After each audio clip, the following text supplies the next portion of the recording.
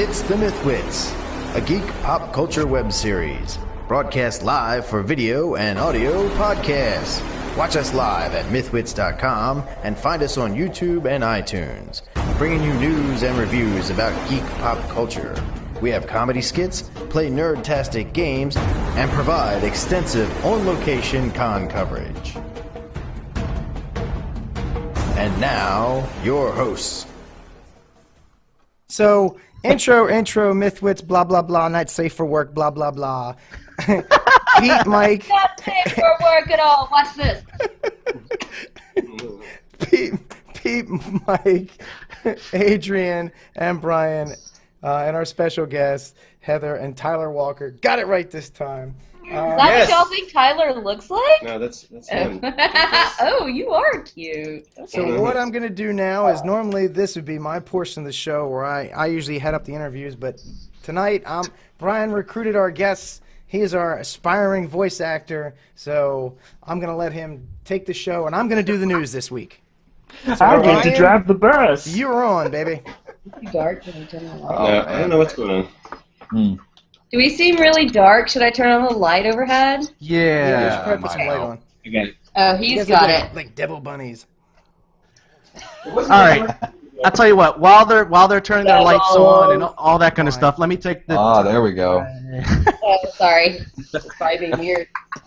Let me take the time to That's give. normal. I promised on the site that I would give everyone a shout out who posted on the Bacon movie names posts. Okay, so it was where you were supposed to replace one name with the name of a movie, replace one of the words with the word bacon. So I just wanted to give shouts out to Charles Horton, who did Harry Potter and the Chamber of Bacon. I wanted to give shout outs to Aaron Vincent for Harry Potter and the Bacon Stone. And MythWits Pete, he said Mad Max Beyond Bacon Dome. And Pete said Brokeback Bacon, which I had to call him out on. Was I like that one. definitely not a sci-fi fantasy realm, which was what we were going for. Hold on, wait. but, Who's fantasy? I was going to say, speak for yourself. All right. Wait. 2001, A Bacon Odyssey. Thank you. Yep, I had that one. There you I go. had that one. That's a good one. Yeah. Or 2010, the year we make bacon. Oh! That's good. Sequel. That's good. The Never-Ending Definitely. Die Bacon. Hard. Bacon. That's all I gotta say. Adrian chimed in with Catching Bacon, and then I retreated with Bacon Games or The Hunger Bacon. They both work equally well, too. We got Balls of Bacon. And then I chimed in. These are some of my favorites that I chimed in with, because this was a long thread, but just a couple more. Teenage Mutant Ninja Bacon. You'll love it. The Last Bacon Bender. Love it. Jurassic Bacon. Rise of the Planet of the Bacon. A Clockwork Bacon. And then Rob Merritt chimed in with Willy Wonka and the Bacon Factory. That's That's pretty good, dude. That's And good. then Owen Atkin, he chimed in with Being Bacon Malkovich and Enter the Bacon. And then lastly, Patricia, what is her name? Patricia Pfeffer chimed in with Zorro, the Gay Bacon. Oh, yeah. I've always Prequel been to a fan Brokeback of- Bacon. That's right. I've always been a fan of the Never-Ending Bacon as well. That's true. Yeah. So pick your I like favorite. Nightmare on Bacon Street a lot. Oh, that's a good one too. Bacon on Yeah. Elm Street. Bacon the 13th. Bacon all day. Woo. All day, every day. Definitely. Yo, I'm making the... All right, so Colorado. take it away, Brian. Alrighty. So, how was everyone's weekend? What'd you guys do? Mine was fun, if you count trying to insert your stomach into the toilet. Oh, you got like the norovirus? Oh my God, something. Wait. Hey, Peter. What? Happy birthday to you. Yeah, no, I turned 44 this weekend. I was supposed Okay. Happy birthday! Thank you. I was supposed to go out Saturday night, but Friday morning my stomach decided to get rid of all that Indian food, which is, let me tell you something. Throwing up Indian food is a real the treat. best. Yeah. Yeah, I think that sounds pretty horrible. It was, yeah. Unless you had, wait, I'm It sorry, was- but unless you had a whole lot of mango lassi. No. No, there was a lot of hot stuff in it. That's real good in nasal cavity. But other than that, my weekend was fantastic. How was yours? Red and orange going down and red and orange coming up. I will tell you this, it does hold its flavor. I learned this the hard way with pepperoni. I really did. The only time I've had, we have somebody who wants to be a part of it. This is Bayou, who is known as a very famous anime dog. Oh, yeah? Oh, Orange nubbins. All right. We're ridiculously in love with our dogs. that's cool. They make fun of this island. Well, We actually did something. I worked most of the weekend. I was writing a script, and we went out to a play on Saturday night. This musical playing in Dallas called On the Eve, and it had a couple of Funimation voice actors in it, and it was totally badass. It was it was big rock and roll experience. I would awesome. highly recommend to anybody in DFW that you go now and you buy tickets for On the Eve at Theater 3 in Dallas now. Hey, that's It's only this is the last weekend, and it's so worth it, you guys. The production's insane, and it was such a good play. You forget how much experimentation really goes on in that world until you are right there in the middle of an insane play, you know. So it was like, it's so worth it. Yeah, it's very overwhelming. And if you see it playing somewhere near you, because I know that he has sold it a few times. So if you see it playing near you, go. It's so worth it. What's it called again? On the Eve. And this weekend it'll be at Theater 3. I can't say where it will be after that. The writer is Michael Federico. He's a Funimation actor. Yes. And a couple other people from Funny were in it. Greg Lush and Martha Harms and. Well, and the director is Lydia Mackey's husband. Yeah. They're both so good looking. Yeah. It's ridiculous. Like, you're just like, wow, you're both so smart. And then you're so good looking too. It's ridiculous. So you say you like to point out people who are good looking. Do you ever point out the people who are ugly? Do you go, oh, they are? Just to me. Or is it just the absence of saying you're good looking? We should just take as. Oh no, that makes me feel horrible. Oh my God, am I that way? I have no idea. You just called something I'm not sure about. It's like, you can call me ugly, just don't ignore me. It's like old-fashioned. I have a hard time. Other than, like, you gotta have some really crazy. If you don't have a personality, maybe you're not good looking. I don't know. I can see that. Good looking. That's so subjective, right? Well, wait a minute. I thought you said, like, when she was ugly, you mean she had a good personality. So I don't know. Shit. You're right. I like that personality. It's like, hey, you with great personality. Oh God, now I feel like an asshole. Thanks. Well, that was the show. That's it. We're done. My work here is done. Before we go too far, just remember, guys, that people in the chat room, if you have questions, we're taking questions. So don't forget, you can chime in questions whenever you want. And we love questions. Just don't cuss at me. Yes. No, cuss at Speedy. If you cuss, say Speedy, like fucking Speedy, asshole Speedy. Just start it out with that, and that's good. Okay. Asshole Speedy. Oh, here's a question. Speedy asshole. That sounds That's like a different problem connotation. waiting to happen. I had that once after a night of too much Indian food. But Hey, I know what you're talking about. Pervert16969 is asking, what's your bra size, Heather? What? Oh, my bra size. Nobody's asking that. Nobody's asking that. Geek bra size. Mike is just messing with you. What? No, It's okay. My bra size is I'm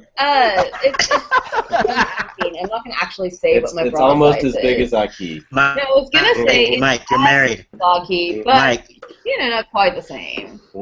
Like different, but the same. No. Thanks, you guys. Thanks for that. Yeah. Oh my I don't God. mind any kind of dirty questions. Y'all keep coming. Well, I got it. Wait a That minute, was hold on. Okay. Well, pervert. No, I'm just mine is kidding. probably almost as big as yours. Ooh, nice. I About doubt it. that. Mine are pretty big. Mike's got some tickle bitties, I'm telling you. Where do you think he hides the extra batteries for the cameras? Come on. Those aren't pillows. God. Flesh pillows. Oh my god, I can't. Is that really the first question? Nobody asked that. Mike's just No, that was being Hey, a. you asked that then. Mike I asked. was breaking Mike- the ice. That was pervert. Mike is a little. 6969. Mike was He's a little smashing drunk, you through can tell. the ice. Brian, steer this train quick. All right, let me push Brian, you. take us off to the safer friggin' lands. drain. All right. We're about to hit an orphanage. Not another one. Another one. All right. So I'll just wrap it up with what I did at the end. So besides work, I started reviewing my script for Picnic. Our Acting 2 class is doing Picnic.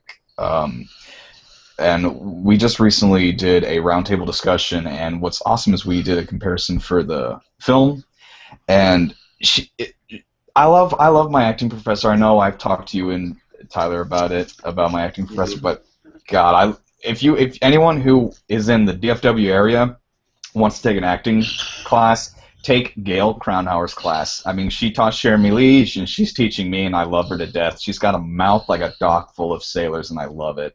Dear Lord. I mean, That sounds like my kind of gal. dear Lord, like just the roundtable discussion, there was so much innuendo.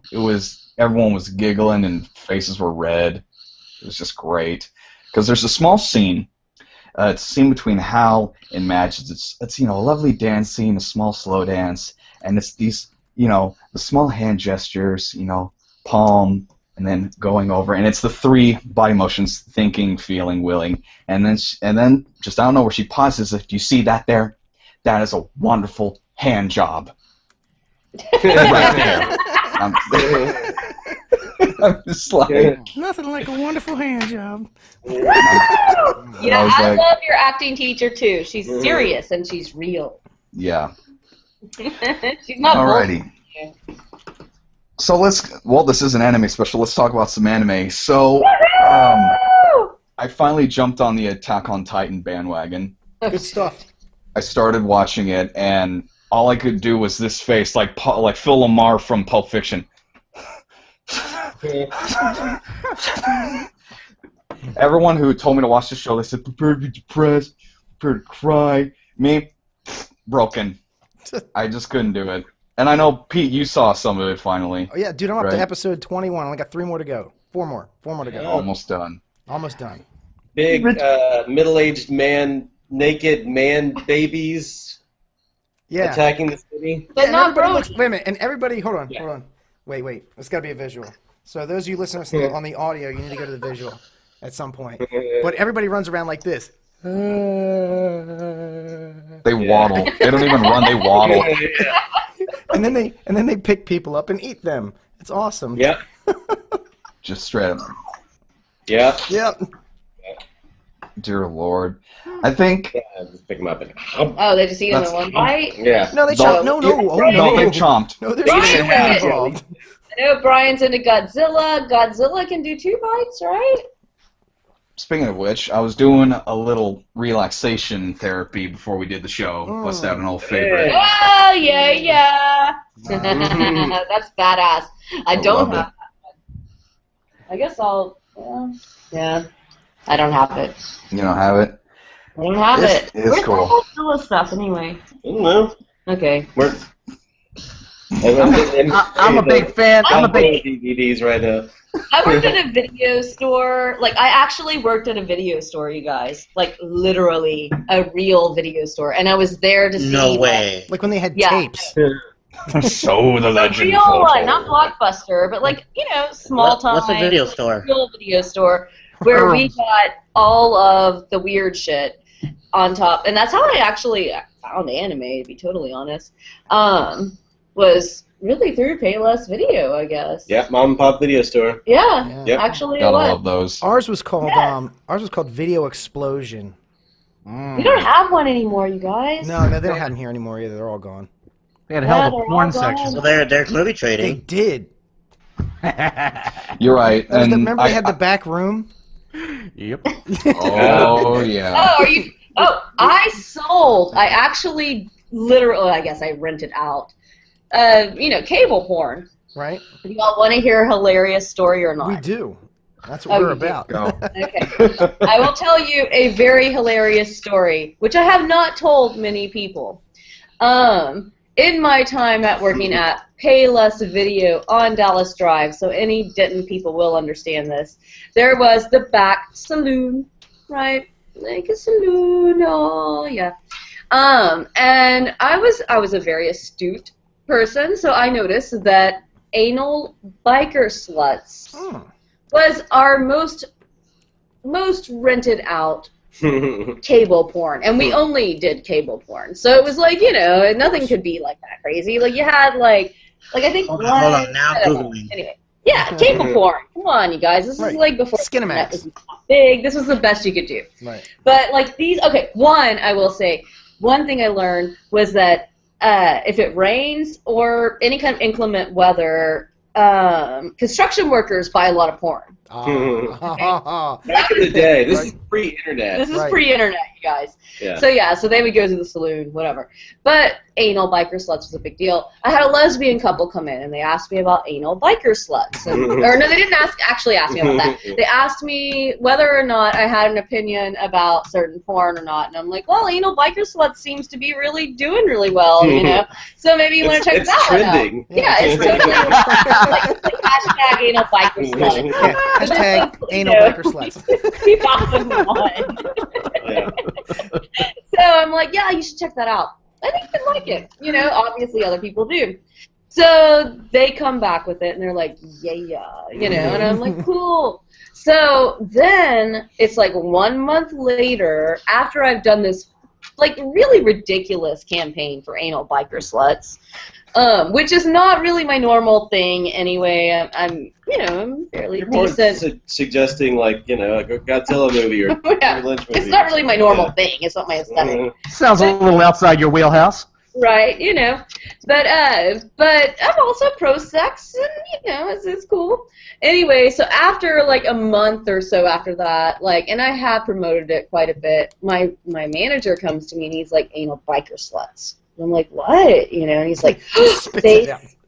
totally. You know what I'm talking about? They split some hardcore porn in there. They spliced somebody spliced a real like hardcore scene into the middle of the movie. Oh, that's why it was so popular. No, I asked my lesbian couple. I'm like, did they like do that? And she's like, oh, I thought that was normal. This is so not normal when you're talking about cable porn. Right. If you see anything like that, that's not normal. But it was. Yeah, y'all could get in trouble. Y'all could have gotten in serious Yes, trouble for that. my director actually, or not my director, my manager. Sorry. Now. Because I was doing the call list for people that were late with their videos, and I would do it in different voices, which cracks me up now. But he's probably watching, so I should be nice. Okay. But he knows what I'm talking about. Anal bikers. John, this buddy of mine was online. He says they have one in Seattle. It's called Scarecrow Video. And apparently they have Oh, that's awesome. They have an eclectic collection of, what's this word? He's got a fancy word in here. Outre videos. Outre. Yes, out there. Avant-garde. Yeah, avant-garde. Okay. He's going all French on me. Super arte, Mr. Lebowski. Oh man. So, Brian, Brian. So do you guys have? So Mike, Peter, do you guys have any questions for Heather or Tyler? Sure. Yeah. Okay, Besides, who are you and what are you doing here? Yeah, right. I have really No good cookie one. cutters. What are you doing here? This is one that's been bugging me a lot. All right, this is a technical question. So you get the Japanese anime, and it comes with all the music and the sound effects and the vocals and such, and then you're going to dub it with English words. How do you separate out just the words from the music and the sound effects and stuff? Do you have to recreate some of that stuff, or do you have a technical process? We get when we get our files, they send us video, they send us normally a stereo music and sound effects track. Okay. Normally one music track in stereo, one sound effects track, and then there's a separate dialogue track. So we just have it. We can take all the Japanese dialogue out and then just have the music and sound effects. And then when we mix them, normally we're taking a stereo mix, and then the mixers are basically converting it into 5.1 and taking certain sounds and layering them and moving them in the back or putting them around the stereo field. So there's a lot of it's kind of intensive on the mixing end of it. There's a lot more production than you would think. I mean, I know it sounds like a nightmare to me. Okay. Well, I thought it was all magic. And so, like, when we're recording, like, we can listen to the Japanese dialogue and see what they did and kind of watch the scene and see how it plays, and then we can make our decisions there, how closely we want to follow what they did, Right. Do we want to do it goofy? Do we want to do it loud? Do we want to do it quiet? All that kind of stuff. And there's all these kind of decisions that you can make based on their performance and how you want to make your performance. And everyone has their different kind of way of doing that. Some people play it real close, and some people... It depends on the show you're working on, too. And I would say, as somebody on the other side who doesn't write and direct, obviously, actress, there's a lot of times you're rewriting things right in the middle of it, and they're recreating characters in the middle of it, kind of. I mean, not totally 100%, but there's definitely times that I think things change. You make interpretive choices. Yeah. Also, we want to make sure that things are looser than you think. This works out. So yeah, the main thing is Flappy Bird is on your phone. Yeah, but like actually matching those flaps is like the most OCD way of acting ever, you guys. Like there's no, it's acting in a construct. It's acting. It's like algebra. Yeah, Chuck Huber. No, Chuck Huber said. It's like algebra. Okay. Chuck Huber said it's like acting data entry. So you have to get to get this across in like this, or like right. So it's all very technical, and that's kind of like it's weird to it's like, oh, that was great. It sounded great, but you need to do it faster, or you need to do it slower, or you need to pause between these match it up two words. Like this, so that's kind of there's that whole technical side to it. I think everybody has a different way of doing it. I tend to go too slow, I think, but with like Aki from Makken Key, it was really impossible not to go too slow sometimes because like there's this droll and this sweet dumb perspective that she has, and it was really hard to make that fit into the constructs of the actual mouth flaps. Yeah. Which is a huge difference in regular, cartoon acting, say. Like if you watch Frozen, those mouth flaps come after. Yeah. Yeah. So it's very, very different. Yeah. Right.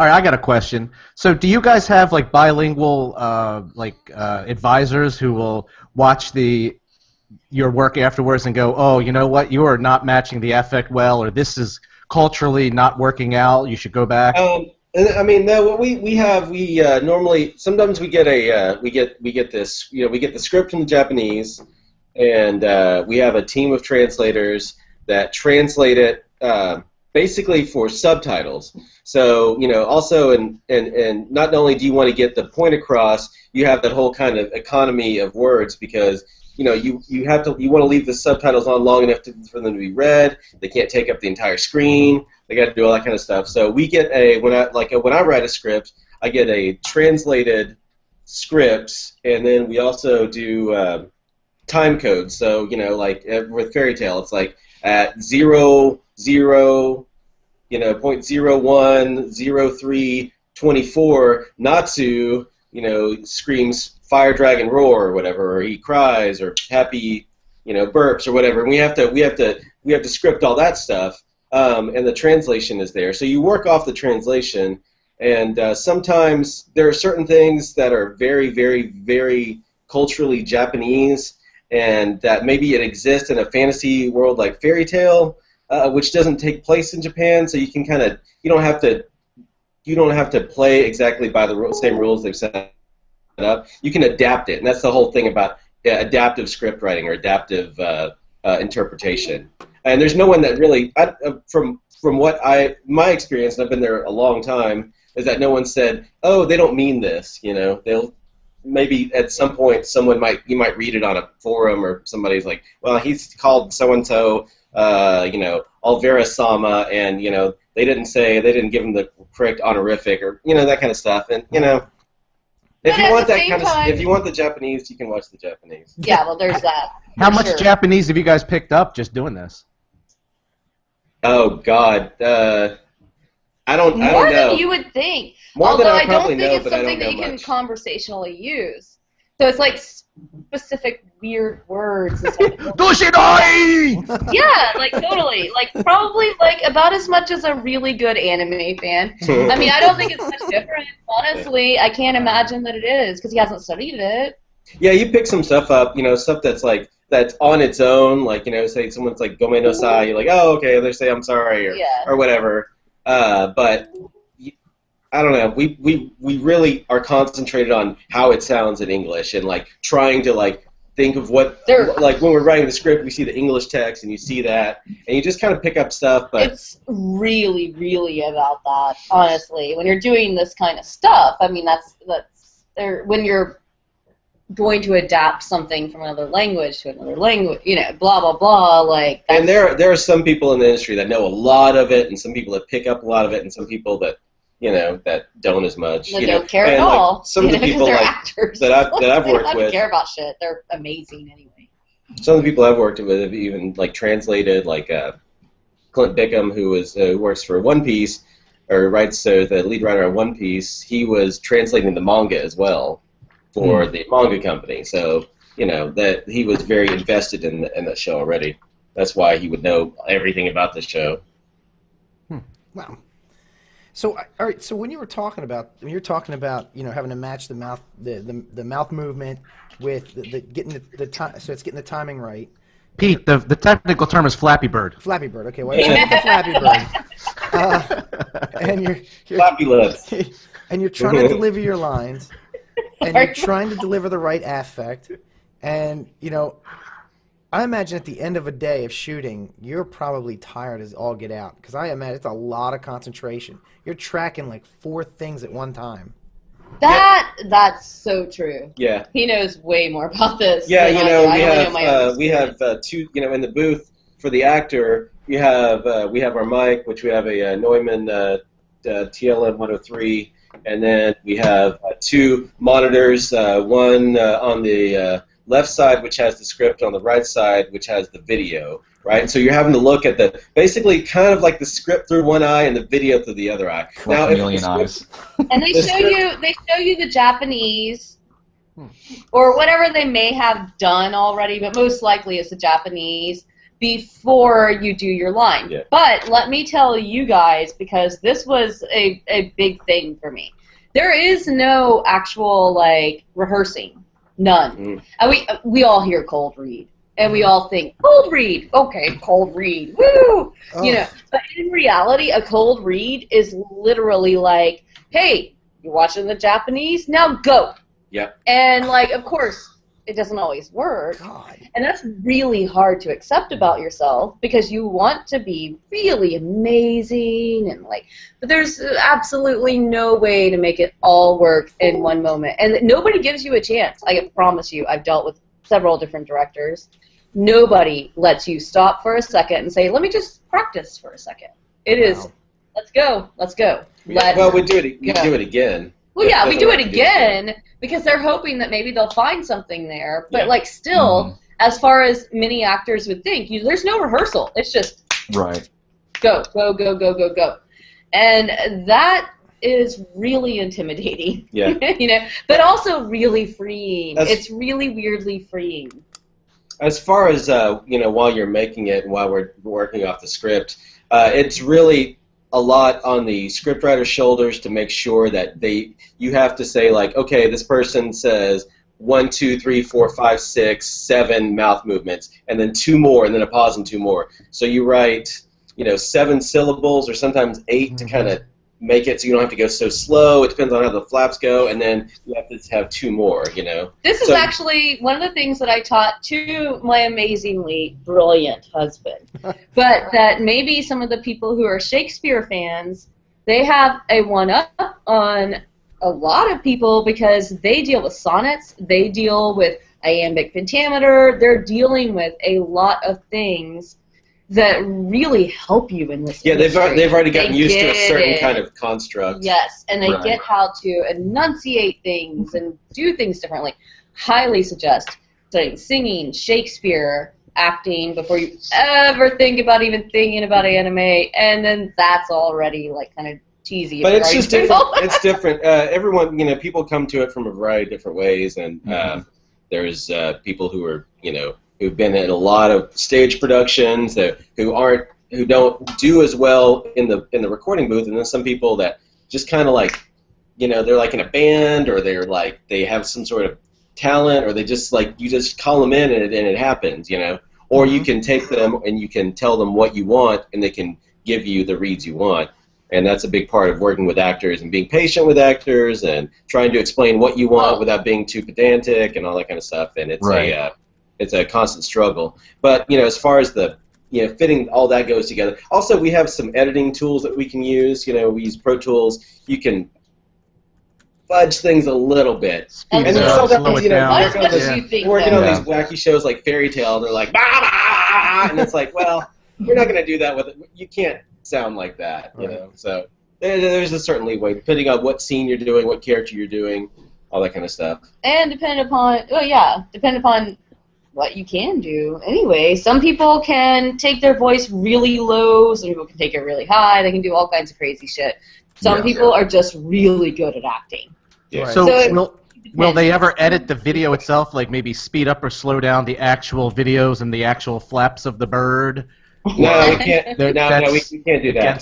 They can't do that. Okay. Yeah, no. If that happened, I would be in like heaven. It's too intensive. I mean, we've done a couple things like, and I didn't, of course, I say we, meaning Funimation, but we released Dragon Age a couple years ago, and they were able to do that before it was animated. So they had video in there of the actors, and they would, you know, center in on their mouths, and they would draw to that, and they would have storyboards, and they'd have, you know, all that kind of stuff. Actually, I did get to do a little bit on that. Yeah, I think it was some dude that died, which is most of my acting experience. Most of our characters die. Yeah, it's like, ah! You know, like, how was that? You know? Yeah.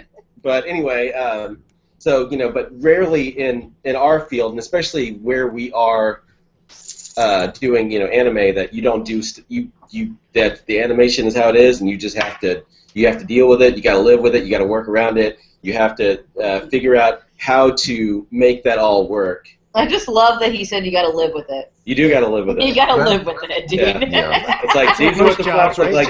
Yeah, right, exactly. Pretty much. Classic example in One Piece, where for some reason, like, the animation got screwed up, and like, I think like maybe it was like Luffy or Zoro had flaps on his mouth got moved to his stomach. Ew.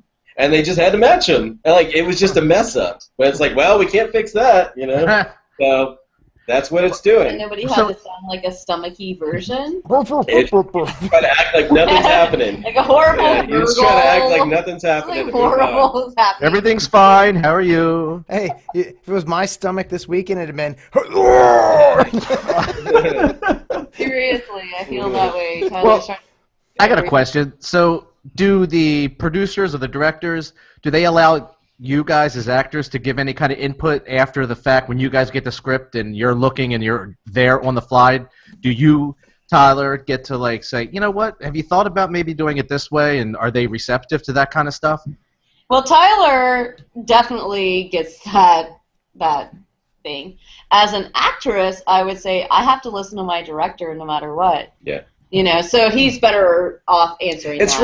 really dependent. Like, you know, sometimes you're just like, all right, we got to get this amount done today. Okay, no, that works. That doesn't work. And then someone's like, oh, I don't like that read, or can we do that again? And it's like, you know, there's a certain thing that we're going to go for, and some actors are very critical of their own work. Some actors love everything they do, but some people, really are critical, and so you have to balance their self-confidence or whatever with your knowing, like, with you getting what you need to get done completed. We have a certain amount of time to do these things. We book people at the rate we book them for. It's corporate. Like, you literally have a certain number, and he can tell you per hour, a certain number of reactions, a certain number of lines.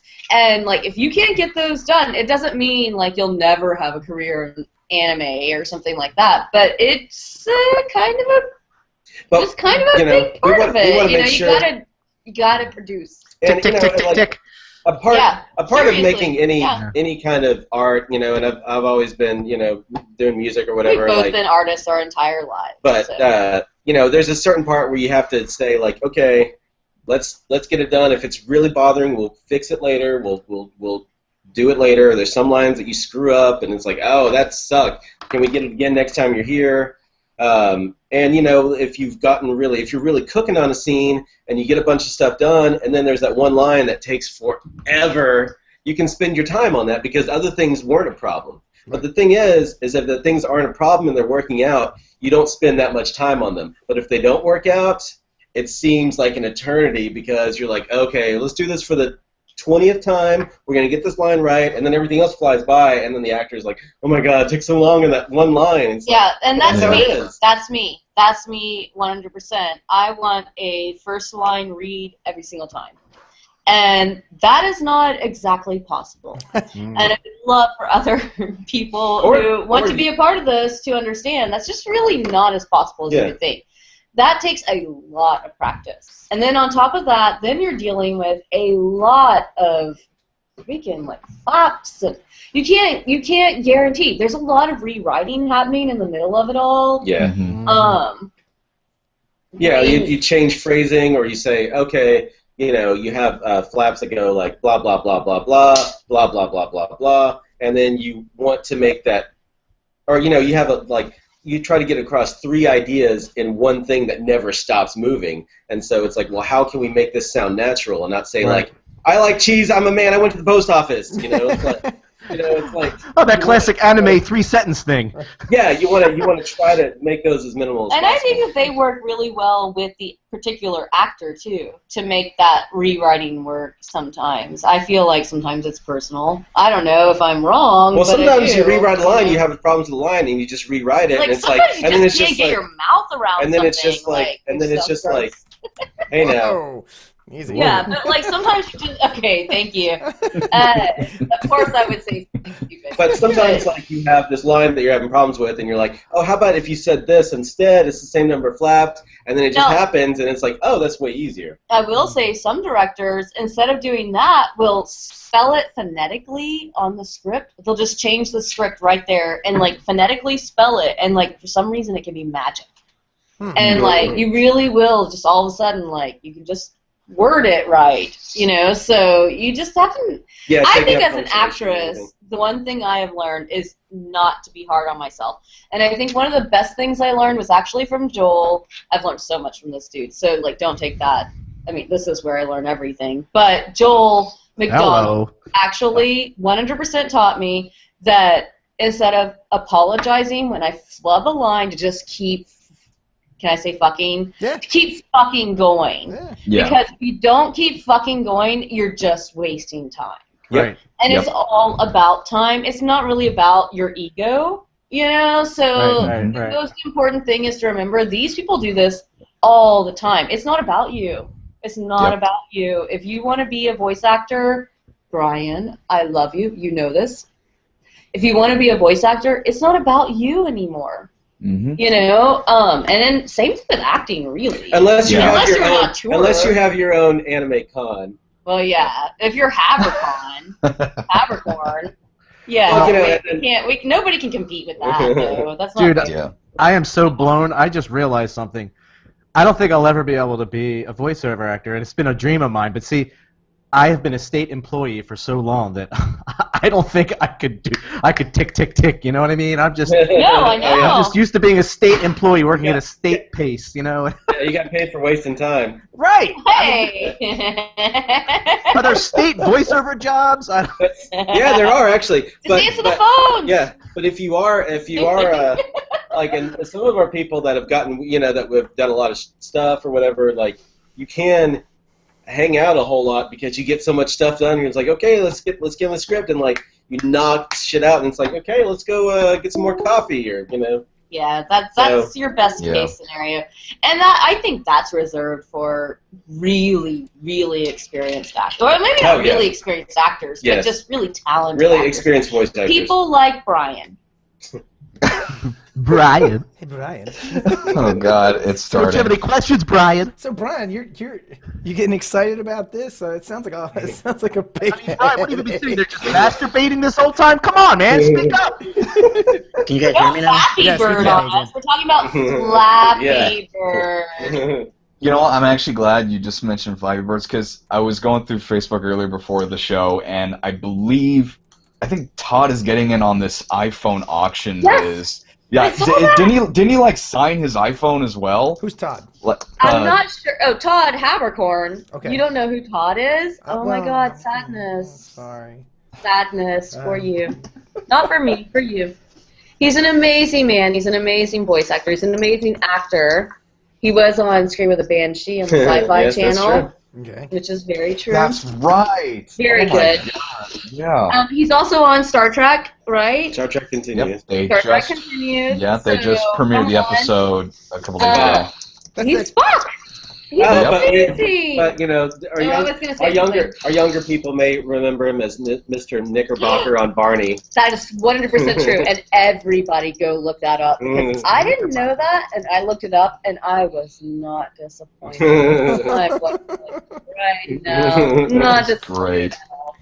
But no wait, I just lost track of why I was supposed to be talking about Todd, or no? Because we're just talking Flappy about Bird like iPhone thing. Oh. Yeah, the whole Flappy Bird auction iPhone. thing. Yeah, so apparently he's doing it for Academia. I can never say that right. Is that right? Yeah. Academia. The Sue's thing. Oh yeah, Super Bowl. yeah. It's a Louisiana animal shelter. Animal rescue. And she has done amazing things, and he is going to apparently donate all the money to that. But like, I did read that like some of these are going for like $90,000. Like, so it seems really stupid not to sell your phone Flappy Bird, which I'm not even an addict, and I'm like, It was just. let's sell the phone, baby. I was just blown away when I saw the prices on eBay. I saw I was like, okay, let's take a look. I looked it up. I'm like seeing 300, 4,000, 5,000. And there's bids. I'm like, are you kidding me? There's bids. Yeah. It's ridiculous. And it's, okay, sorry, Dong Gwen, if you're watching this, which I really highly doubt you are. But, it's not that great of a game.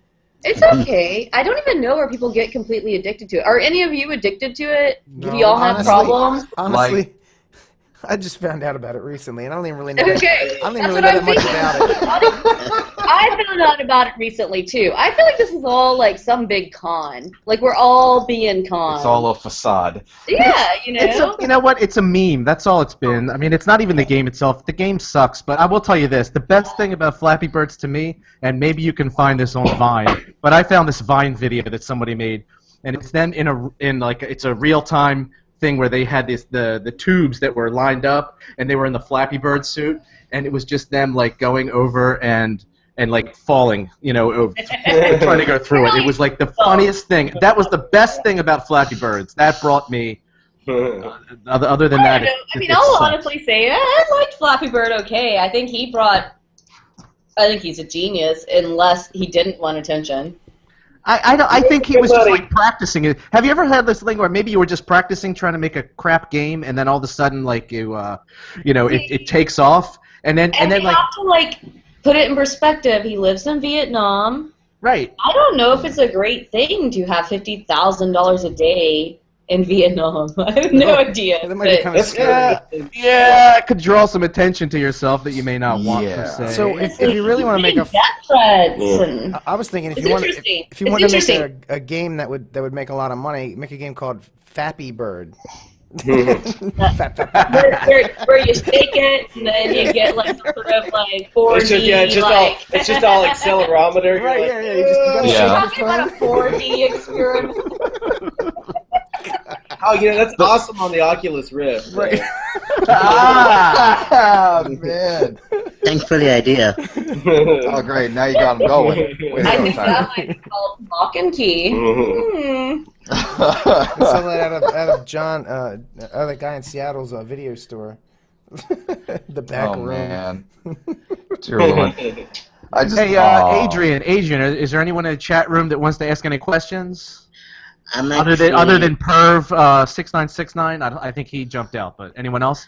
I'll Yeah, take maybe out so. I'm Kirby. actually having issues right now. My Verizon I'm on. files, I got this. I Oh, got this. anyone, Brian? my they're just Verizon trying- files they're just trying went to out, so I'm enjoy the tethering. fun. Okay. Just enjoying the fun, the debauchery.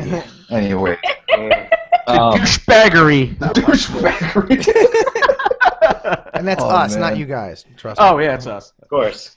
It's just a pair of douchebags right here with our wonderful guests, the Walkers. The So Walkers, I love them. No. So, well, again, we're bringing Todd. We might as well have Todd in the show. I was going to mention the second episode of Todd and Vic Star Trek Continues premiered Friday or Saturday. I think it was Saturday. Saturday at Sci-Fi Con in Irving, Yeah. and then it went Back in on Irving. YouTube like last night. Did you And of manage to course, see it at all? No. Not yet, but we not plan yet. on it.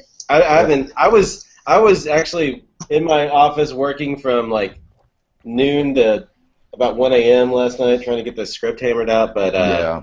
he, apparently, like, of course, I saw the pictures from Vic's weekend, and he's hanging out with Carl Urban and Yeah. like, what's it, the Doctor Who, one of Sylvester the McCoy. Dude. Yeah, Yeah. and like all those people, and it's like. Hold And on, Richard hold on. Dreyfuss and all that shit, and getting them to watch it, and it's like that is networking. Is Richard Dreyfuss like he's? I'll wait. He was Yeah. from Jaws. So, Well, I know where he's yeah, from. Yeah, that's all I remember from Richard Dreyfuss. Close Encounters. Mr. That's Holland's right. Opus, you know. You know, it's Yeah. weird. I think I remember him from a teacher movie. Yeah, Mr. Yeah. Holland's Opus. Yeah, Oh, that's what you just said. Okay, Yeah. sorry. yeah, that one. You know. He's from Yeah, a I teacher think, movie, you guys. Yeah, I think Mike cosplays as Richard Dreyfuss from time to time. Nice. I'm gonna go with Peter Falk. So, question here. Totally man. 100% wanting to go as MacGyver to on point now. Everyone watching this show under the age of 25 just went, "What the fuck are you guys Yeah. talking about?" Listen, I'll go it even further. I do a mean Jim Ignatowski, but other than I'm that, thinking like maybe the first girl on Monk. Yeah. Okay. That'd Yeah. be awesome. Okay, That'd be So awesome. I just got a question.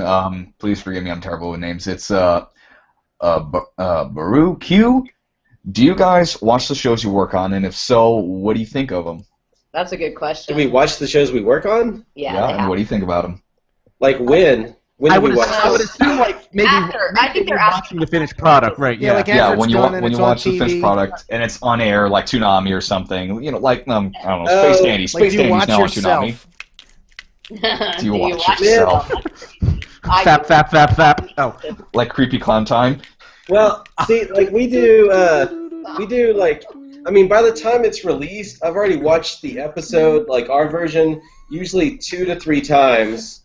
So I've seen a lot. Sometimes we'll break it out, but like we haven't gotten through a whole show in a long time. It's You know? horrible to say. Well, You get spend through so my much- part, sound of or your voice. like whatever he Yeah. did. You spend so Horrible. much. You spend so much time on it that I mean, but we'll have it forever. And to be honest, too, like, while he's working on it, I am hearing every damn thing he does in there. And sometimes it's not as cool as you would think. Mm. You know I was just what I'm hearing the saying? same line in Japanese over and over and over again when I'm trying to write get the flappy lips to Oh, to you match up. guys, sometimes it's crazy. But I think like I went and watched I watched Bakano again, not recently, but a couple years ago when it was on Hulu. I watched it on Hulu, and I still enjoyed it. And like I watched a couple, I watched some things, and it's like, I watched Oedo Rocket, which is a show that like no one seems to have heard of that I directed, and it was like, oh, that's still really funny, or whatever, and it's if they hold up, it's you want them to hold up. Yeah. But you'd want to be able to. You're so involved in it, and it's not as fun because you're remembering everything, or you're trying to tell. Oh, I remember when this happened, blah blah blah. And Heather's like, "That's a great story, Tyler. Can we just watch the?" Hey, look, I can understand. But yeah, there's definitely times like that. Yeah. I can understand on a smaller level because sometimes I torture myself with listening to our show, just to make sure that. Go back and make sure that we're doing stuff well and see where we're making mistakes and always trying to work to improve the show. But I have to torture myself. I do the show notes. Oh yeah, that's right. You have to listen to it. Okay, you mean so I don't just do this and move on? Yeah. We're trying to perfect it. We want to do a good show. Yeah, growing pains, Oh. So I watch shows again, but any I don't know, any interviews, I will never ever. He will never watch an interview. I will, and then I regret it immediately after. Oh, you won't So regret you this won't be one. seeing this No, episode. You will actually. Yeah, you will. yeah. I can almost promise you from already talking about Payless video, I bet I regret it. But I have a big ass mouth, so I just have That's what he said. I'm gonna say stuff whatever. Yeah. I can't filter this shit. This shit comes straight from the brain to the mouth. You're on the right show. All right. Well, Brian, if there are no other there's another question? Oh, there's plenty. Yeah. Okay, Yeah. go ahead. John Ryer just he has a couple questions. So he notices that both of you have been credited for additional voices, and he wants to know what does that entail, essentially. Well, okay, for someone like me, and probably him too, but I'll answer this one. For someone like me, I do a lot of Walla. And what Walla is in the voice acting world is the coolest thing in the world, but not to people that want to make money. Sometimes you can get. Yeah, that's true. Yeah. That's true. There's money to be made, but still, overall. Walla is with all actors, or with a lot of actors, or there's certain acronyms. It's if you've got 4 or 5 people in the recording booth at once. Typically, and, it's about 4 to it's 3 to 4. Yeah. I had one Walla session with 2 people. That was hell. Yeah. But I mean, it wasn't like it was hell, but it wasn't the same thing. But you're typically doing crowd scenes, and then from there, the Walla actresses, and which there's a good thing about Walla because you do get to meet other actresses, and that's extremely exciting for me. But whatever, to meet other like-minded people, but. But from there, you're doing bits, so I'm girl 11C with a fish in her hand, bit like that. You're doing bits, and sometimes, if you have, a bit-type character, you might be doing that, too.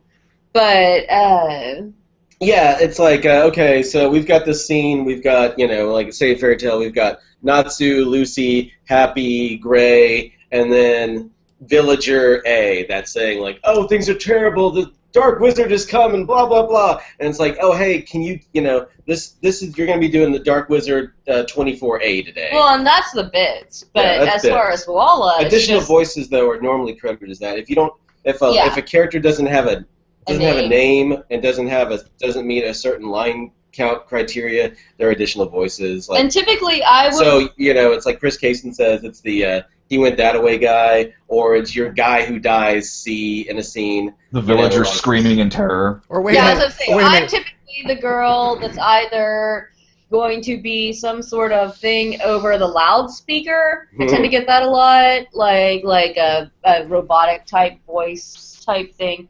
or I'm going to be the girl that dies and screams. Yeah. I was going to say that probably accounts for about 99% of the people who fight Titans on Attack of the Titans. Yeah, that's actually what I was just thinking about. That's what I was going to say, yeah. You could be additional voices on Titan, and you could be called in for an hour or a half an hour or something, and you do 5 lines that are the Titan. You're running, and then you eat somebody, and then in the next episode you play a guy who's scared as fuck and gets eaten. Right. Yeah, actually. And like around the studio, it's like you may have some downtime, and then like McFarlane or someone comes over and says, "Hey man, you mind doing like douchebag C for me?" And it's like, "Oh yeah, okay." I love douchebag And so I actually got to play a guy named Douche B. Did you really get to be one? Yeah, that was in what's that street racing show? Oh my God, that street racing show, we did it forever. I don't know, some street racing show. God, what was the name of that show? I don't remember at all. Anyway, I was Douche B, and I was very excited about it. I'm usually excited to be Girl with Fish 11C. Initial D. Initial D.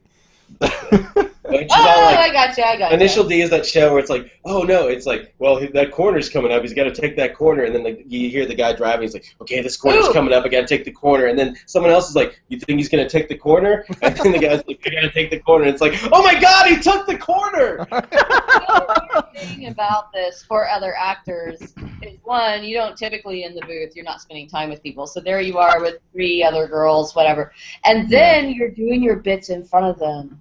Yeah. That creates a whole new level of excitement amongst like the actors, because so often it's just absolutely rare that you're going to be doing anything in front of other people besides your director and your engineer. Yeah.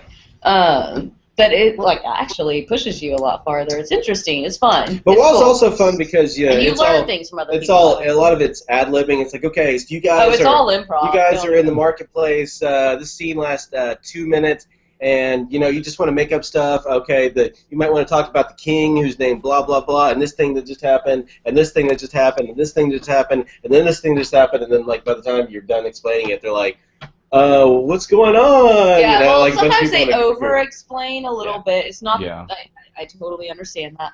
But overall, like you just You get go. to make stuff up. Yeah, it's so fun. Or you're watching so like fun. 2 of the characters fight, and you're like, oh, Yeah, like, oh my gosh, oh yeah. You're reactionary to things that are going on in the Which scene. is fun. That's fun. And back when I've we gotten had to be some really fun things. back when we had like the little studios, we have this what's called a whisper room, which is about as big as like a, Oh, God. but you might have like 4 girls in there, and like It's stinky. the scene is Even like with them all girls. getting massacred or whatever, and so it's just like this box of screams on the other side of the room. It's awesome. It's a lot of fun, It is. but it's sweaty and nasty to be in. Yeah, those groups are really insane. You want to wear deodorant.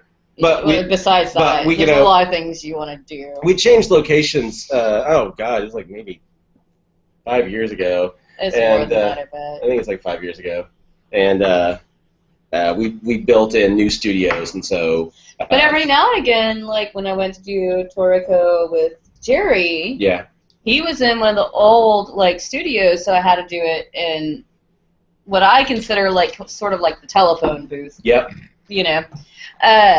And then also I did a few Waldo sessions doing that, which was horrific in a certain way because we'd have to open the door every now and again just to get air. Yeah. Like that kind of stuff. But grow together. Yeah, nothing better than a bunch of girls trying to get air. So another question John was asking is there an anime out there that you want to get a chance to work on? And he put examples like Attack on Titan, Ghost in the Shell Arise. Is there always something like the dream project you want to direct or voice? Before he answers, because he's going to have a better answer than me, I'm going to go ahead and say, God damn it, I can't believe Noir was already made. Because I fucking love that anime. And then also, huge Junji Ito fan, and would love to do anything like Uzumaki, stuff like that. But that's not going to happen, I guess. But I'm a big Japanese horror, like, manga fan, more than I am most of the other stuff that comes out. And I don't mean that meanly. Well, sometimes it's hard to know about new stuff that's coming out because you're so busy working on what you're doing. Sometimes on weeks of Fairy Tail, I may work on it like 50 to 60 hours, and it's just like, well, maybe enough anime for this week, and I know that that I'm in the middle of that show. It's a long-running show. Now there have been shows that I have been into that we didn't do or someone else did, but really. You rarely ever get to pick your show unless you're just willing to say like, all right, I'm going to stop working on Fairy Tail because I want to do Attack on Titan, or I want to do. And even then, you're not guaranteed. Yeah, or I want to do the second season of Toriko, or I want to do something like that. But you. We want you to do the second season. I would love to do the second season of Toriko. But yeah, everybody wants you to do the second season of Toriko. And there's certain things. There was a show a couple years ago called Komodo Zume, which is a 12-episode show. Beautiful art style, really interesting, and I've really had my heart set on directing it, and then we never did it. But yeah, those things happen. Like at least I'm not watching 100 episodes of Sailor Moon or whatever, thinking that's what I'm going to work on. Sailor Moon? Woohoo, Sailor Moon! There's nothing wrong with Sailor Moon. There's nothing wrong with it, but... No. Actually, oh my god. We like the voice actors. But we work, we work a lot on anime, so I don't watch as much recreationally, more so when I started working there, because... I'm lucky because I get his influence and I can watch some of it and not be so... Burnt out. Yeah. Yeah. But it's like what I'm doing. It's like I love working on it, and I want to watch. Now I have to research the show that I'm working on. So reading the manga and watching ahead, knowing the show that you're on, because you don't want to get surprised and like find out that someone is actually alive. That's a huge problem. Yeah. Mm-hmm. How many people do you guys have working at Funimation Studio? And the follow-up question to that is, drop some names that you guys look up to. Ooh, that's a good question. You can go ahead and say how many people are working, because I have no idea. How many people are working there? Oh my god. I mean, ballpark it, but I would say probably in our entire building, there's probably 130 people there. Okay. A pretty small company. Right now, there are 6 people that direct at Funimation, and we've all been there forever. For the most part. Like, literally. Like, it's a good company in that way, although things have... I've worked there for 11 years. Our newest director was Jerry Jewell, who has been voice acting there for, 13 years, So, it's a very ingrained kind of scene over there. It's a little incestuous, or it stays in the family. Yeah. It does, definitely, because you want people with that kind of experience to come in. Mm-hmm. Well, it's also really unique. So. Yeah. Who do we look up to? Well, there's Mary McGlynn and the Bebop dub and in this field, and then you have people who've been around forever like Tony Oliver and just people that I work with. I was when I started working, I worked as an ADR engineer, a sound engineer. For Mike McFarlane and for Colleen and almost everybody else. But when I started directing, I had a hard time directing them because it was like the pupil becomes the teacher in a way, and it was kind of weird. But I was so used to deferring to their judgment. And now you're telling them what to do. Yeah. Yeah, it was very hard, So and seeing that the way they worked and the results they got and the performances. Everyone has their different strategy to get a different performance out of people, and just to see how it all worked. And those were the 2 hardest people that I've had to direct because I knew, it's not as much these. Me and Colleen especially have worked. She's been a lead actress in a lot of my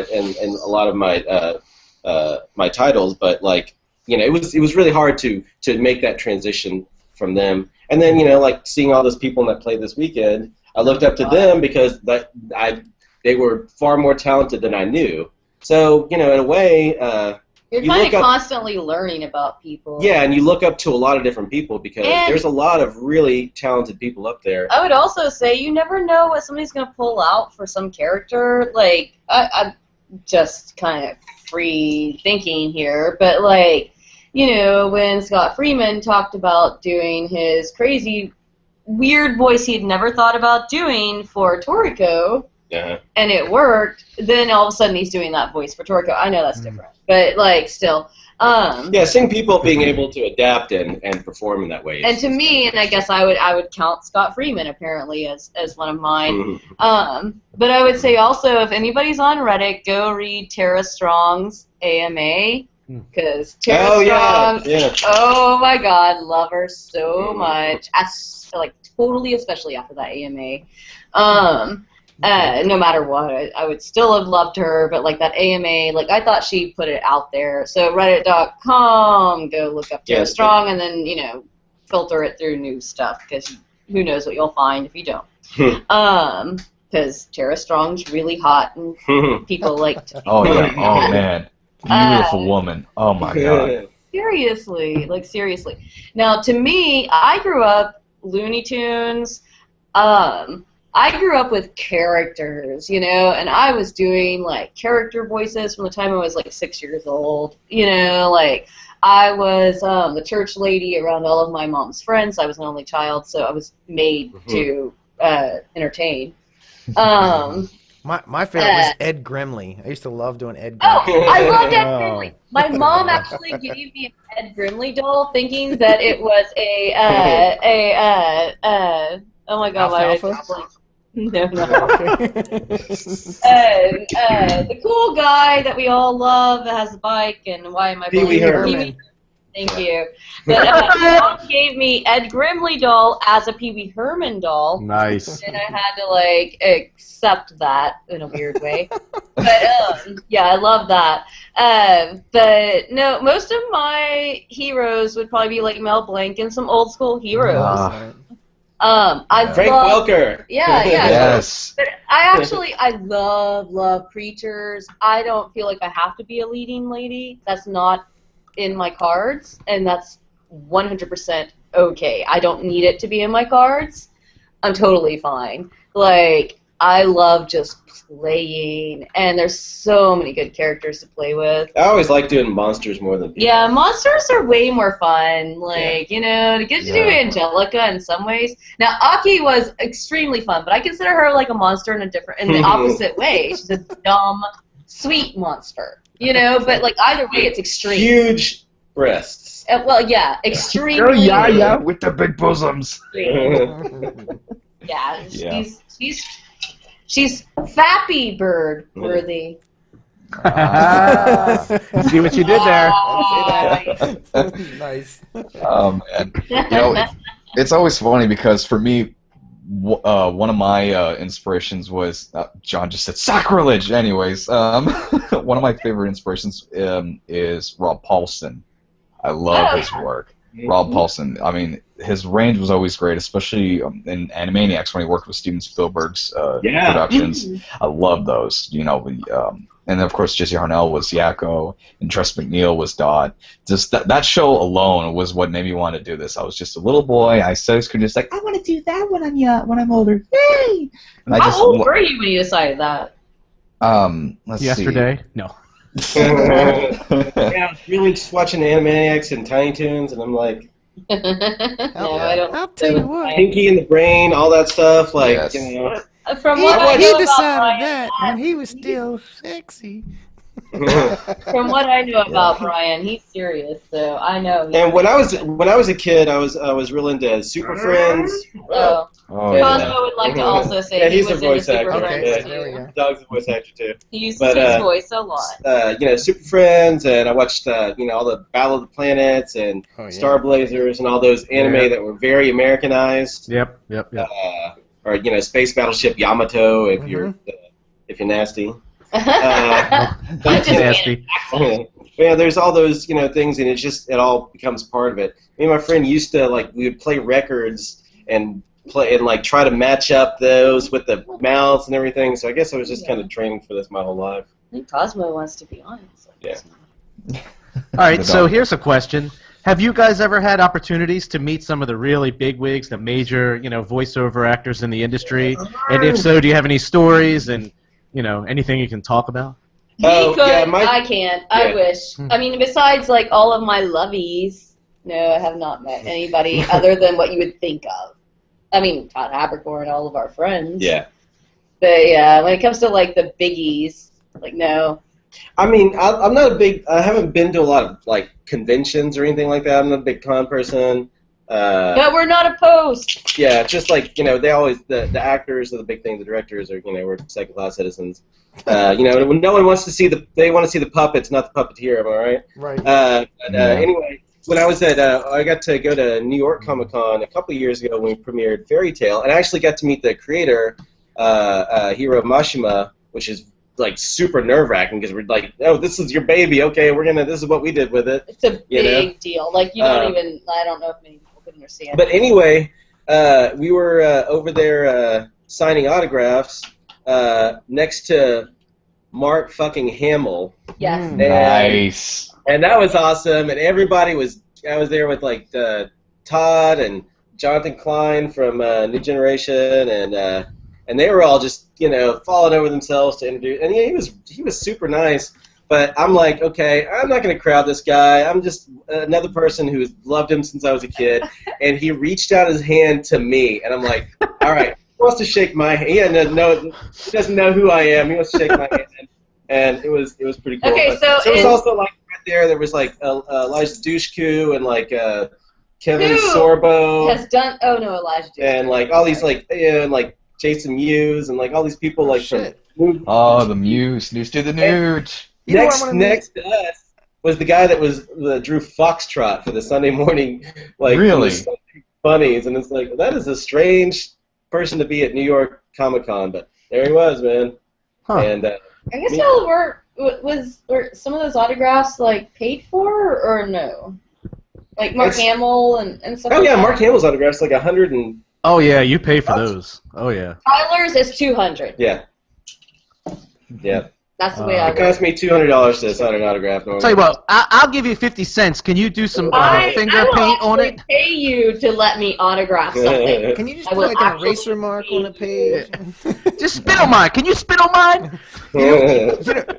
I'd like to meet what's his name, DiMaggio. I'm trying to think of his name. John DiMaggio. John DiMaggio. He trips me out, man. He is and so Billy funny. West. Oh my God. Oh God, yeah, I'd love to meet Billy West. Yeah. We had. I'd like to meet Tara. I would. I would like to meet her. I think she would like me too. Not knowing, like, oh my God, not knowing what the hell I was going to say next. I swear we don't smoke pot. We don't live in Colorado. What was I saying? Yeah. Anyway, like, I don't know. I don't get to meet a lot of those people, but not being known for his voice acting, we did have. Peter Mayhew, Chewbacca, he was at the studio a couple of years ago, and that was pretty cool. Pete! He did, like, was it the Dragon Ball GT movie or something? He was very tall. Hey, Pete, you do a mean Chewbacca. Come on, hit us up with your Chewbacca, Pete. God, my voice is a little shot from the hacking, but I'll give it a go. Ooh, go for it.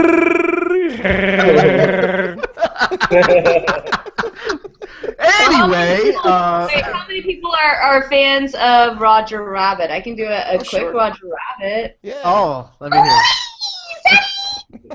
That's my good. I love that. I actually got to meet one of the actors in that flick, Richard Lepemetier. He was a supporting character for that film. He was what's sad was he was mostly known as the guy who got force choked by Vader in He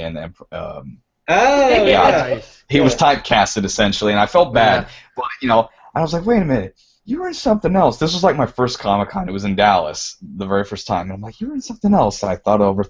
I'm like, you were in fucking Roger Rabbit. You were Eddie Valiant's partner back in the Force. And he kept a straight face, but I seen this. I was like, you are the first person in this convention that actually realized that. Like, I just small tear, and I loved it. The only real voice actor I've ever met, I was at Dragon Con, and I met I don't even know the guy's name. This is so sad. I don't even know his name. But do you guys remember a show called The Great Space Coaster? Yeah. Buddy. Do you remember Gary Gnu? Yes. Yeah. Okay, so the guy. All the Gnus, that's good Gnus with Gary Gnu. Gary Gnu. So the guy, the voice actor for Gary Gnu was there signing autographs and stuff, and he was happy to do it. He did the line for everybody. He was just. That was pretty cool. And I was like, wow, that's kind of random. It's this guy doing here. Tells me somebody did the line for them. I think of have y'all seen Party Down? Yes. Are we having fun yet? Really? I love that. I think love that show. If somebody is listening to this podcast and they have never seen Party Down, you go, you watch it's a it, funny show. and you think about us, and I'm you writing it say, down. wow, they love All right. this. They're really fucked up people. Adam Scott. Adam It's Scott so genius. and It's so genius. Jane Lynch and Megan Mullally and the guy who Oh, played well, Haverchuck from Freaks and Well, Geeks. and the girl also. Lizzie Kaplan. Yeah. It's Yeah. great. It's so great. It's so worth. If you like actors, if you don't watch it. Yeah. Or if you don't, it might actually not be the worst. Yeah, because everybody in It's kinda fucked up, every caterer in LA is a failed actor. You know? Right. Well, and Or an aspiring actor, I should say. Right. aspiring as always until we're rich and famous or have a famous last name. Yeah. Brian, who would you give your left nut to meet for a voiceover actor? Ooh, I would love to hear that answer. Because a left nut is worth a lot. That's worth Yeah. a lot. Yeah. It's That worth is a worth a lot. lot. As you're thinking, I will tell you that I would give Not left even or just right. the left side of his mustache. Oh. Yeah. I would give maybe both. I I would give anything to meet Dan Castellaneta. I think he's awesome. Oh yeah. Yes. I loved his work. Oh, it's funny. One of my actors, new Pittman, who plays Gray in Fairy Tale, and he's been the in a couple most of things. sexualized anime character I know. Yeah, of. totally. In I male mean, like fandom. for males, Yeah. like holy shit, this girl. But he was on it. He was on an episode of that show with Colin Hanks. It was like The Good Guys. It ran for like one season. He played a junkie, but Dan Castellaneta was like the guest star on that one, and he was so starstruck. yeah. He was like, oh man, I met like one of the voice acting gods today. You know, he texted me. He's like, Dan Castellaneta. I'm like, you give me any pointers? Yeah. Nice. Just didn't tell him what I did. That has to be weird. I can't imagine being on a real set and meeting people who are doing sort of similar things that you have done, Yeah, but better getting- than you Yeah, have getting ever paid like done $1 million an episode. Yeah, like, Or Right. 700,000 or whatever that was. Yeah. I think I would pretty much just shit my pants. We can all just agree on that. Like, it would be an embarrassing moment for all of us, actually. That's why I We'd all can't be take like, her anywhere. we gotta, like, just hide that podcast that we did with her. Mm. Because You know, I finally got an answer for the because left she nut met question. Jennifer Lawrence. All right. Who do we got, Brian? All right. I would actually love to meet D. Bradley Baker. Who's Mm. that? D. Bradley Baker. D. Bradley Baker, his most current stuff that he's been doing, he was on Codename Kids Next Door, which is a really popular show. And then, of course, he was Klaus the Talking German Fish in American Dad. Okay. Oh, okay. Okay. Well, Okay. One of the reasons why I would love to meet him is because my biggest little sense of doubt when I wanted to do what you guys do was, did I start too late? Am I too old? Nah, not at And all. then, because No. I was watching because he's done some stuff for Disney, and he was answering a question at a Disney Expo. He didn't start doing voiceover work until he was 30 years old. God, that's so old. Oh, my Wow, God. like, oh my god. He was a baby. Yeah, exactly. Jesus. We're all like, Brian, he was really young when he found that opportunity. Yeah. Don't get Wow. too excited about the rest of your life. Just accept 30 is young. Yes, it is. Yeah, 44 is old, but Stop it. 40. No, What? Stop it. 50 is the new 40, Yeah. so there's no such thing as Right. old anymore. We're all too cool for, like, anything. Like, we're so cool. Gray is the new black. I thought bald was Mike has got black all over his So I'm face. not convinced Gray is the new black. Yeah. Like, come on, let's admit it. Well, Yeah. speaking of being old, I would just like to give a shout out today. February 10th is my dad's birthday, so I'll just say happy Hey. birthday, old man. Hey, bro. Happy So- birthday to you. Happy birthday to you. What do you want? Dog Happy wants in. birthday, old man. Happy birthday birthday to you. Hey, His name's Bud. Bud. Bud. Happy Bud. birthday, Bud. Bud. So is Bud for you. is he feeling That's better? right. I had a Bud Yeah. beer. He's Yeah, doing better? He was just in the hospital. Yeah, he's doing much better. He's out of the hospital. No Okay. more issues that he was having, which we won't belabor. Go into So it, no. all right. So I think that we would be doing a disservice to any of the listeners who are here, or the listener who's here. Just kidding. Is to you guys have got to do some voices for us, okay? I mean, I don't care what it is, but you guys got to do something. Maybe just give us a sample of your typical day at work, or we can give you a scenario. We can give you something to do, whatever you want to do. But whatever it is, you got to give us some voice stuff.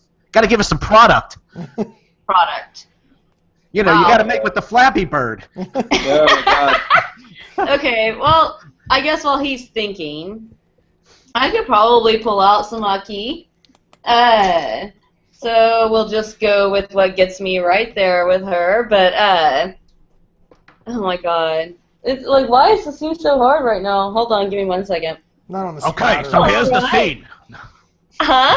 Nothing. Go ahead. She's You my got it? sexy character, so it's gonna sound more Marilyn Monroe-ish, something like that. But wait, hold on. All right, MythWits, line up and remove all of your clothing. Nice. I'll be right back. I'll be right back. I should do better than that. I really should. All right. Tell you what. Wait, Why wait. don't you say your name and then say you're listening to the MythWits? Go ahead. Okay. All right, MythWits, please remove all your clothing and line up. You are listening to the MythWits now. Sweet. Nice. Use that as a bumper. That's right. I actually think that's deeper than she is, though. That's Yeah. the weird part That about sounds- it. That sounds right. I think she's a little higher up. She's kind of tricky for me sometimes. I love her to death, but she's a little tricky. He probably has some better characters. I mean, I can do Krupo, but you don't want to hear a bird That's the bird. say the same thing over and over.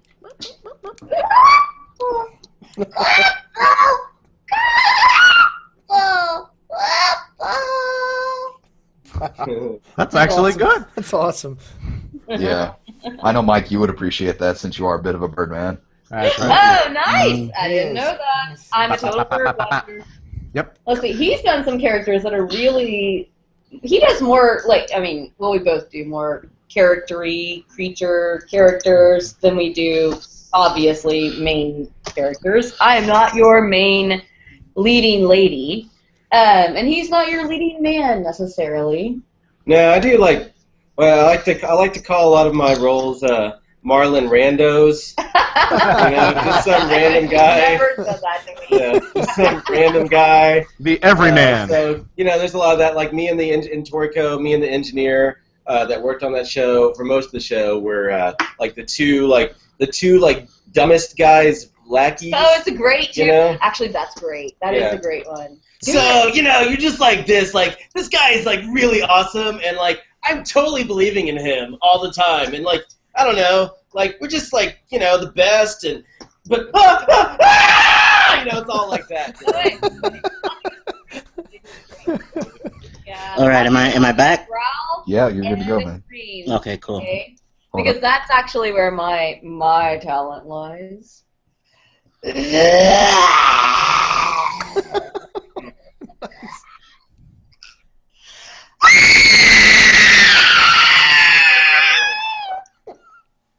There you go. That's awesome. Yeah, so Nice. one of the first bigger characters that Heather did for me. That was like almost the entire Oh my God. thing was He just tried to scream. kill me with that. He tried to kill me. I Was swear just to God. scream at the top of your lungs. That hurt. And there was one scene. It was just like it was do that for like 4 minutes. Yeah, I just screamed like "Free me!" and did y'all Jericho It's for from this. It's Shangri-La. this show called Shangri-La, another overlooked classic. It was a great show. We like Such a good show. very proud of it. Makes me very sad nobody wanted to watch it. but we didn't know how to sell it. But anyway, so like we're doing that, and then it's like, oh, here's a tour group of exchange students. Let's just watch Heather in her second session or whatever. Like you were pretty new. Yeah, and like I love the booth. I do not love being on a stage.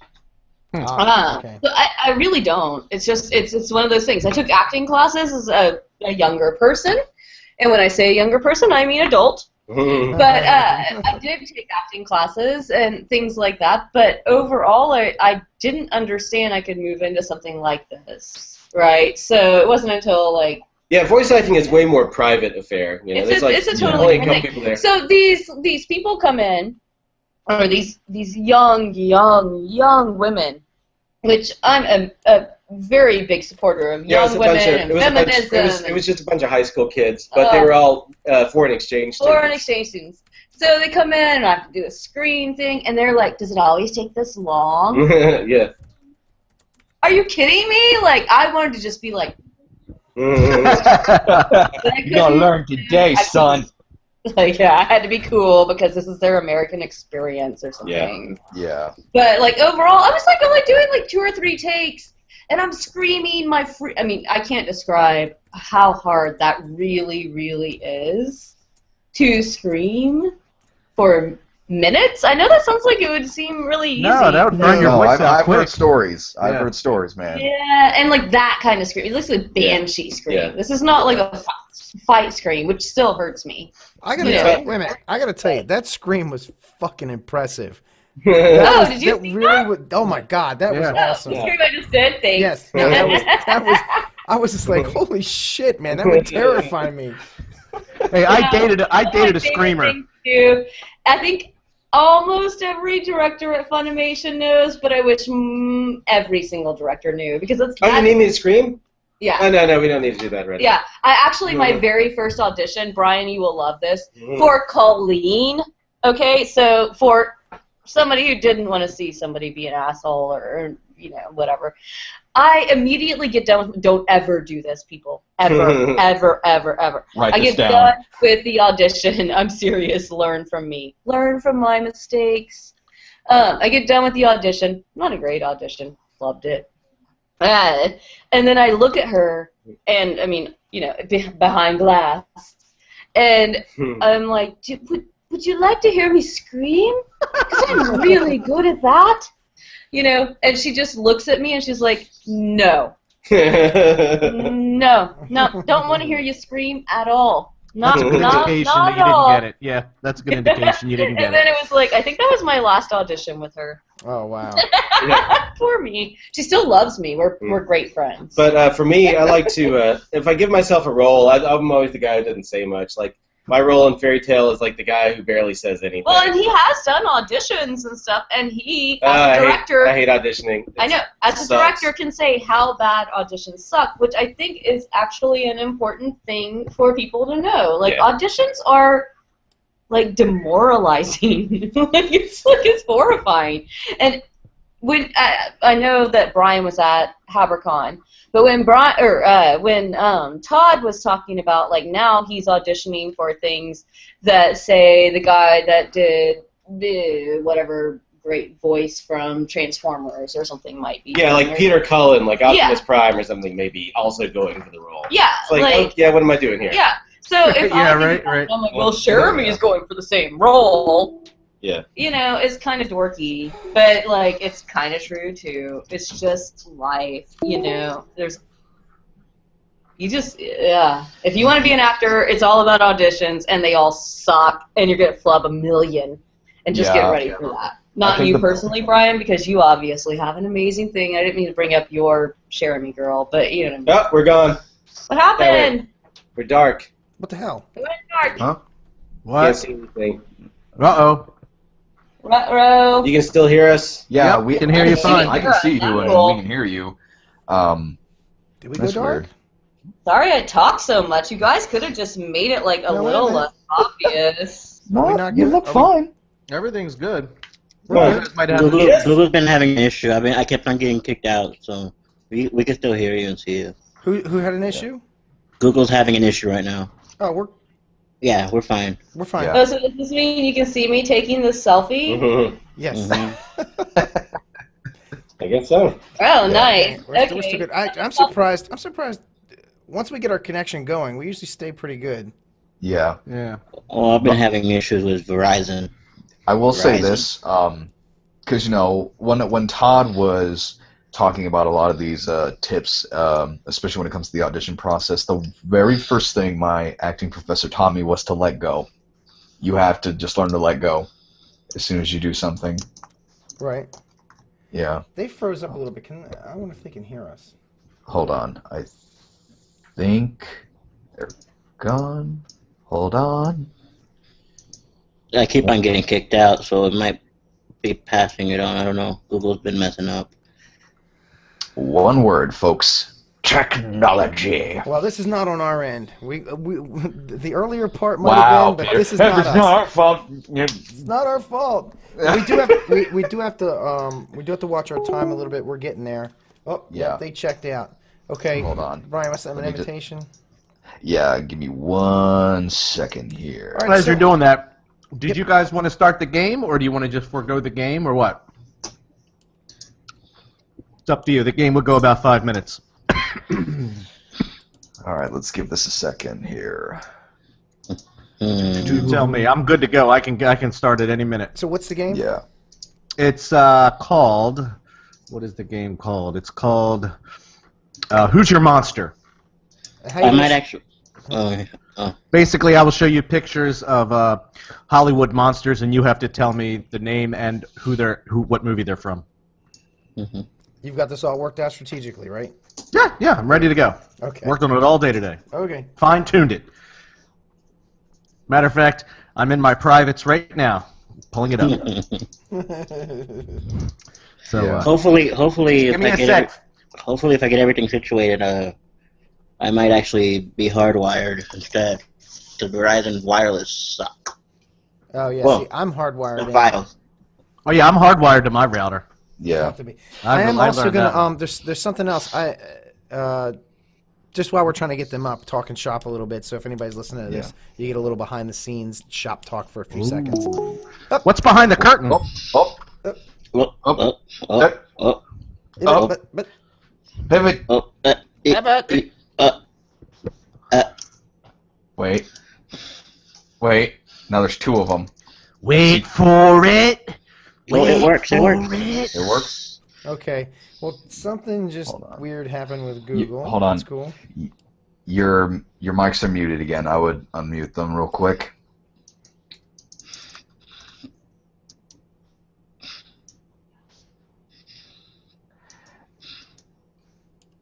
Hold on. And they're going dark again. Google, why are you doing this to us? I think it's, like I said, it's a facade. Google's out to get us. They got all the information they needed out of us, and now they don't need anything else. So they've sucked our information dry. You guys are done. Yeah, we're useless. We're useless to them. You're dead to me. All right. So anyway, Hopefully, go ahead. hopefully, if I get the system working, we'll be able to do everything off our site. Yeah, we're working on getting our getting everything on our own server and all that kind of stuff. Yeah. So we have control over a lot of this. Wait.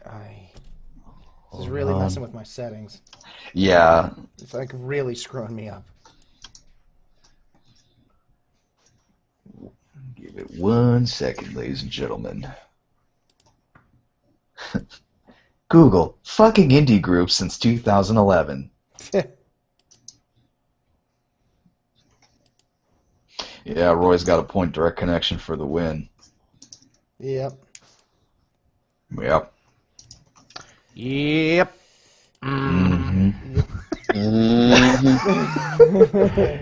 Rob, damn it! I go to bus, go down there, and that's gonna give me somebody else. All right, so anyone watching the video, if you're seeing the little windows jump around and stuff, that's because Google's like logging them in 3 and 4 times and stuff. All right, so anyway, like I was getting ready to say, my sister-in-law is a VoIP expert. She's a VoIP programmer. So she's gonna she's going to give us she's going to give me some settings that we can do in the router that'll prioritize our connection to the router. So in other words, your connection to your router. These settings will prioritize it so that nothing else will interfere with your connection to the router when you're running this program, when you're running Google.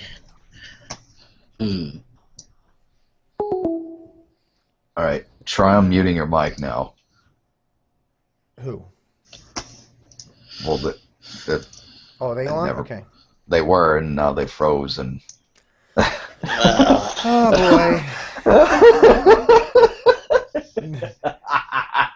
The techs. We has tech. Hey, but this isn't our I fault. likes the tech. This isn't our Google, fault. you're drunk. Go home. Yeah, this isn't our fault, people. This is on Google's end. Hey, what's the command for full screen on Google Chrome? Don't know. Mm-hmm. I know it's F11 on most things, isn't it? Yeah.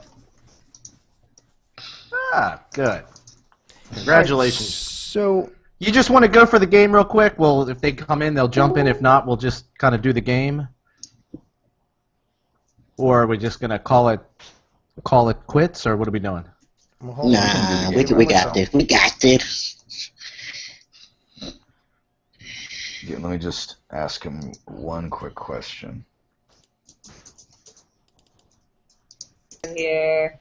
Yay! We're on, Oh, I hear them. we're Yay! on twice for some reason. Yeah. It's alright.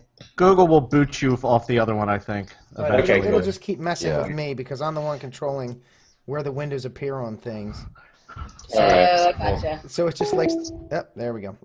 Yep. Hey! Got It it? fucks with the wizard. Right. All right, Oh here we go. man. So we were talking about. Do you guys want to join us in a game? We're gonna do a game real quick. It's called Who's Your Monster? Hold on, wait a minute. One more thing. I love games. No. All right, we'll do a game. No, we'll do a game. Pizza. But real quick, let's make sure we do our due diligence here. Are you guys? Is there anything you want to promote right now? Let's Oh. let them have their opportunity to promote any projects they're working on or anything they want Your to time talk to about. shine. Thank you. Well, you know, like I want everyone to watch Fairy Tale or any other. You know, we talked about some other shows, Shangri-La, Bacano, and you know, Mock and Key. Heather wants people to watch Mock and Key. I do love Aki. She's the sweetest, dumbest nurse in the world. And hottest. I also have a band.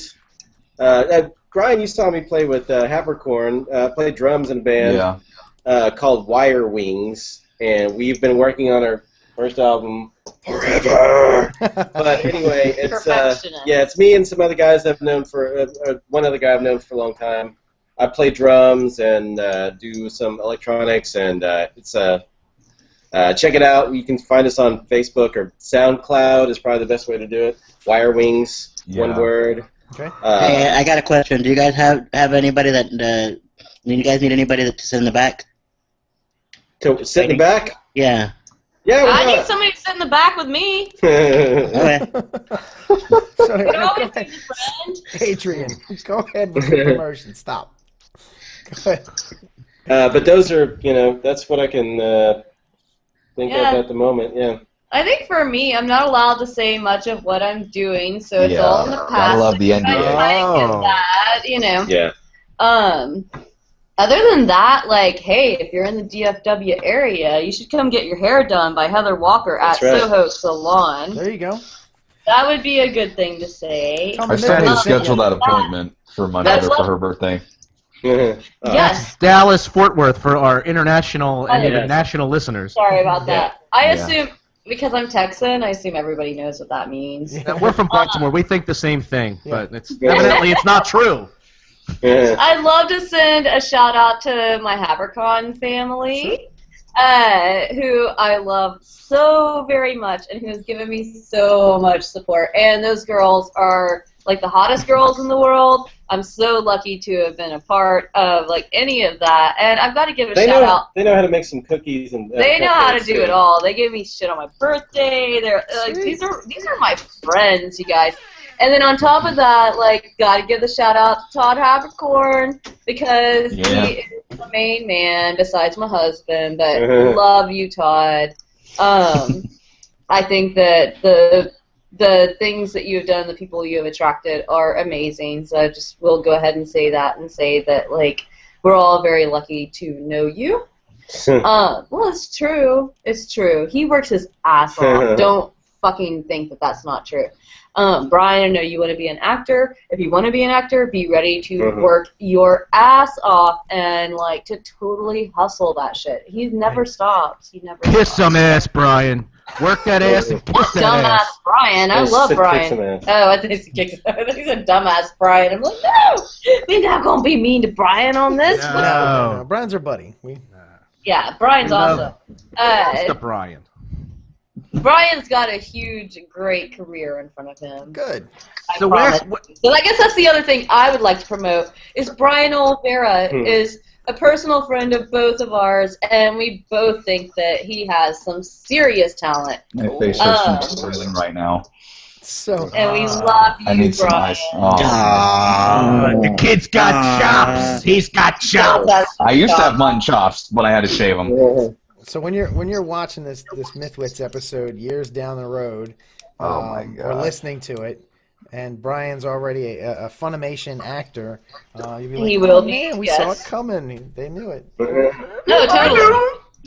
I knew. Oh, now you're gonna make Mike cry. Way to go, man. I knew him when he was a shitty little podcast. I've worked very hard on this one to make sure that happens. Hey, Pete, remember when he used to be on our show before he got, like, douchebaggy on us? I refuse to believe it. LA. That's not me, man. I'm way Yeah, too nice. I know. It'll be good. All right, so where can we find either both of you on the Twitter? Oh, I guess I'm at Scissorhands11 Makes sense. as usual. Whoa! Wow. That was like Is that interpretive dance? that was like amazing. What was that? You're like Avant-garde.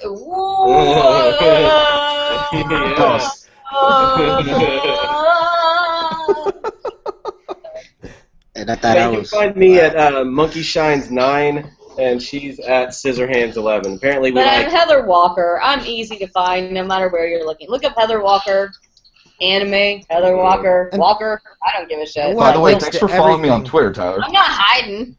We'll have links to everything in the show notes because All right, Mike yeah. does a really good job of the show notes. That's why I'm working on Thank you. with the questions and stuff.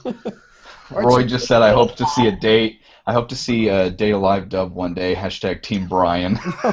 Yeah! Ooh, hashtag Team Brian!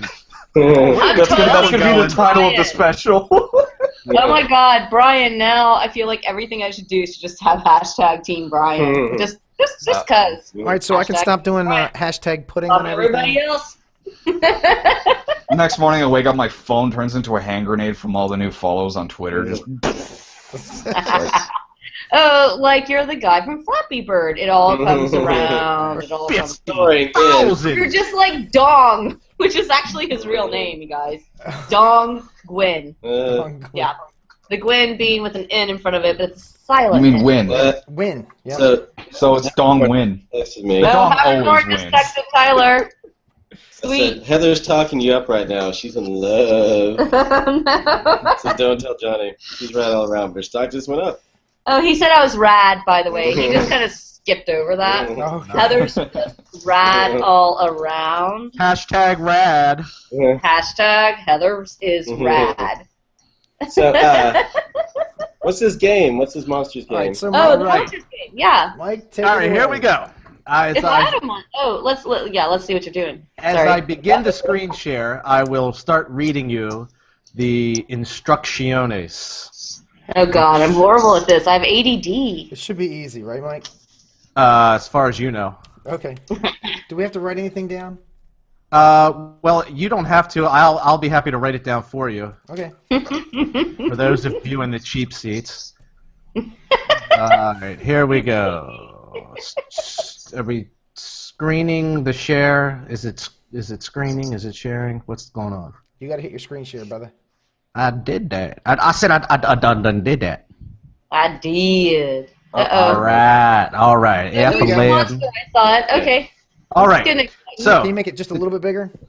no. Okay. So the title of this That's what she said. the title of this game is, well, I'm going to read it to you. The title of this game is Who's your monster? All right. I love monsters. Sorry. You get 1 point for correctly naming the monster in question. Some monsters may not have a proper name, but rather may have a type or a designation. You can get an additional point for naming the movie in which the monster has appeared. So, the bonus questions have been inserted at my bona fide discretion, and all decisions are final and non-negotiable under the sum of $500. None of the... Note that in some cases, certain monsters may be from an earlier or a later iteration in a series and or series reboot. Oh, Good luck. So we're not blurting these out, right? No. Well, no. Here's what I'm going to do. I'm going to go down the line. It will be going from Adrian to Brian to Heather to Tyler to Pete. Now, you can give whatever answer you want. Just understand that the person before you may or may not have been wrong. So, for an example, okay, this particular monster would be, as we see here, Godzilla, or I would accept Gojira, and the movie is Godzilla, and I'm just, as shits and giggles, I give you the year of the movie. That is not necessarily required. But 1954 is important. Well, a shit ton of years ago. Well, there are less shit tons as far as these go, but they're still within our day. I think the younger crew... You're going to go past Godzilla? I'm so excited. This is great. Yeah. All right, so here we go. Okay, let's do it. Here we go. Now, this is number 1. So, I will go and ask Adrian, do you have any idea what the name... Actually, this is a type. What the type of monster this is, and the movie it was from.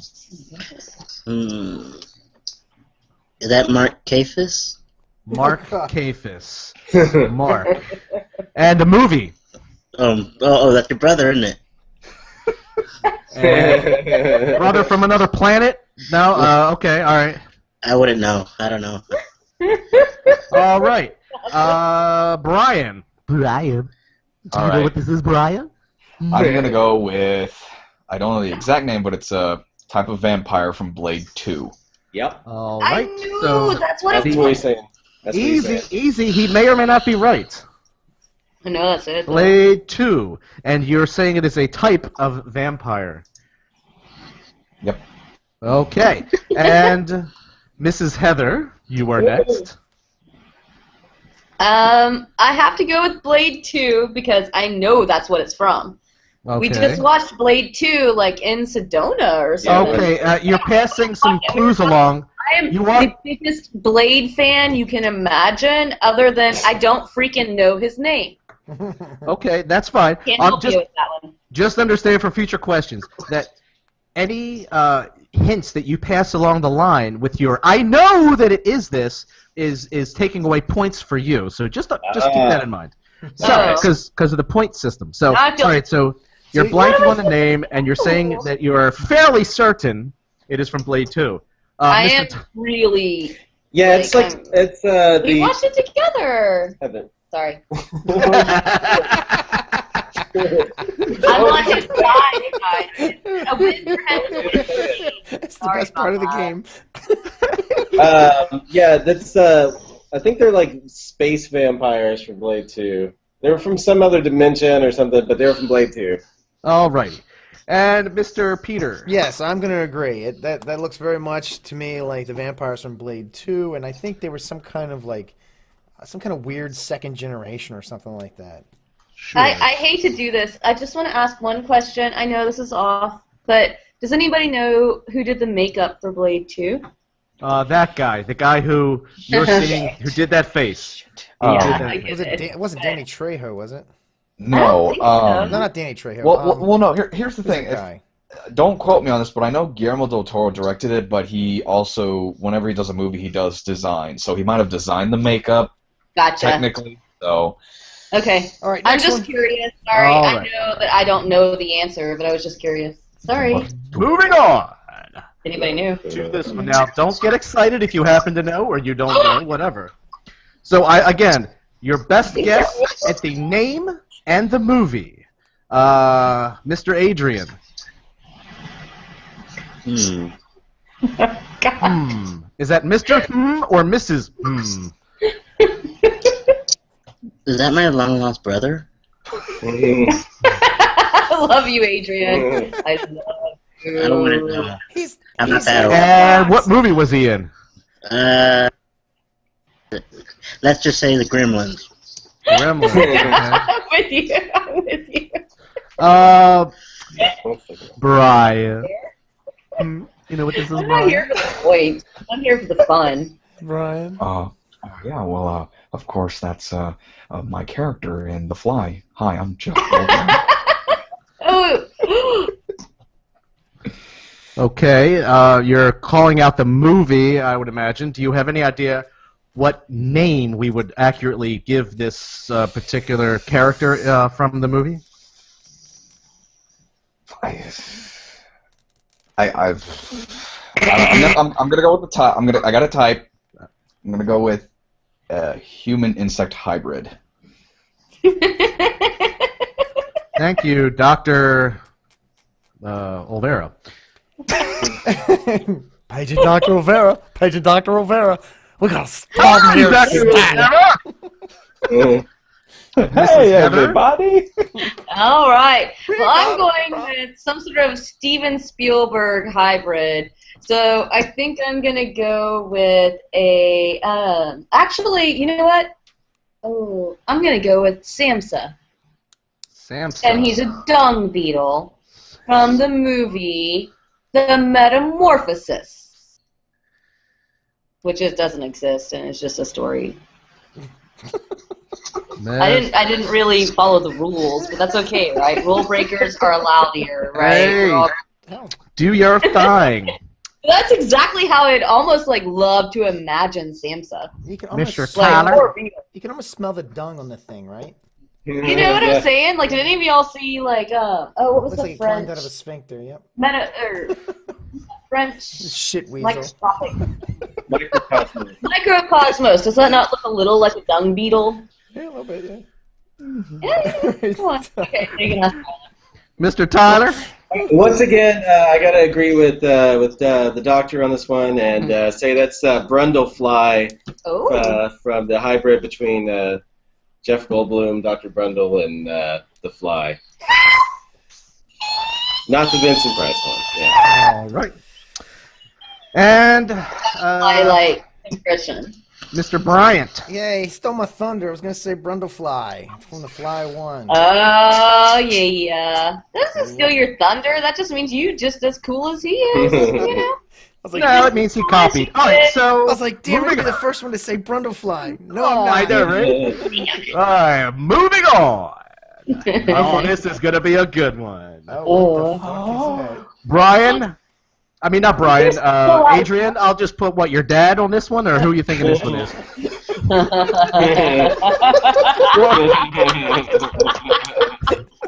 Your Uncle Milt? Looks like somebody dug out of his chair. I'm sorry. I'm sorry. That's just a picture of me when I wake up. Okay. I don't know where you got. I don't know how you got that. I have no idea how you got that personal picture, but That's Brundle, Adrian. What the fuck is that? And your movie. What movie were you waking up in? life. Life. Okay. Brian. Any idea, Brian? Oh, man. Any trivia there? You know, Okay, any idea who that may be? I got this, all right? Now let me think. Okay, Yeah, so but he's awfully scary. He looked like he need a hug.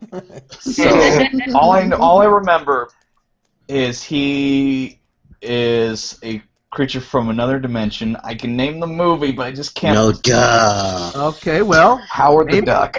All right. From Howard the Duck. That's all I know. Interdimensional creature from Howard the Duck. Whoa! That's good. Damn. Well, that's an interesting answer. Everything All got right. really- Mrs. Heather, are you going to ride on his coattails, or are you going to come up with I'm your not own gonna ride independent his answer? coattails, even though I think he's right. I'm just going to go ahead and say it seems like a creature from my stomach after a hangover. All right. Or Indian That's food. the way my stomach feels after a hangover. So the movie would be The Hangover, and that's Now, don't. I don't want you to get confused. Like, if you agree with someone else's answer, you can take it. You don't have to say that every answer has to be unique. I'm just want to put that out there. But if you would like to go over The Hangover, that's fine. I'm still going with The Hangover. I'm still right. going with the creature in my stomach. Sounds good to me. It hurts. No, it doesn't sound good to me, asshole. Mr. Tyler. I think that's Zach Galifianakis' penis. Also from The Hangover. Yeah. With the proper parody title, Hungover. I don't know what the hell it's from. I think like it kind of rings that bell that what's his name, Jeffrey Jones in Howard the Duck turned into. I can see that. I can see that. I love Howard the Duck, and I think he's right. I just, So you're going with Howard the Duck? Yeah, sure, why not? One of George Lucas's best films. As I say that with sarcasm. Best film ever. All right, Peter? All right, so I have no clue. So what I'm going to say is I'm going to agree with Adrian. I think it's Adrian, but I think the movie is Adrian Nadeau.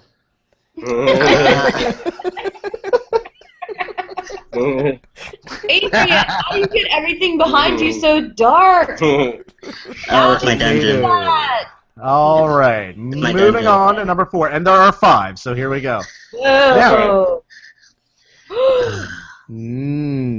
Adrian. See, now you should have saved this one for when you wake up. But anyway, go ahead. Oh, the Vaseline. Vaseline. That's a college experiment gone wrong.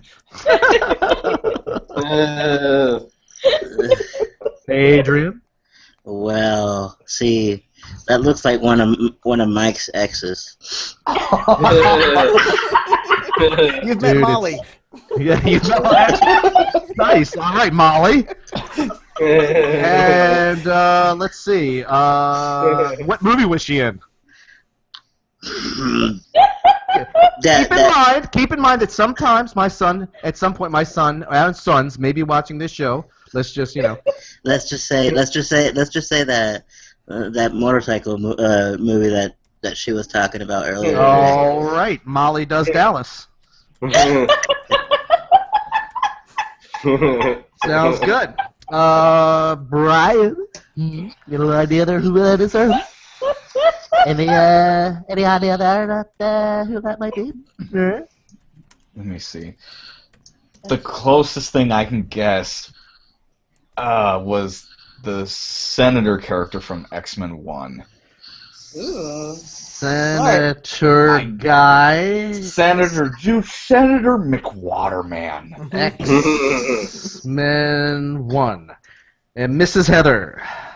Okay, well, from what I understand, I mean, I'm really surprised you did this, but that's my character from X-Files. Ah. Yeah, like, I'm pretty sure. It's in Roswell. It's still in the museum. That's my character. All right. From X-Files. Mr. Tyler? That is the Stay Puft Marshmallow Man's penis. No, we can't have eyes. We can't have eyes. Someone crossed the beams. Circumcised or not, you cannot have eyes.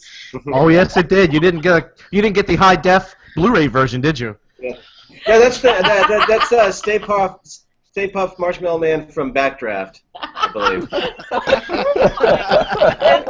What are you talking about? Hey, wait. Peter for the win. Come on, Peter. You got to know this one. Come on. So hold on. I'm thinking it's it's porn. It's porn victim from Acid Bukkake Party. And you win my vote. But no. Anyone want to change their answer? Wait a minute, I think it might be one of the clones from Invasion of the Body Snatchers. Oh, come on. I already started writing Bukkake. Come on, what? Bukkake has 2 Ks, right? There's more than 2. I thought it was 2 Ks. No, it's that. Or 3 K. All right. Well, let's. Alrighty then. This is going swimmingly. Let me tell you. Oh, I actually know the answer.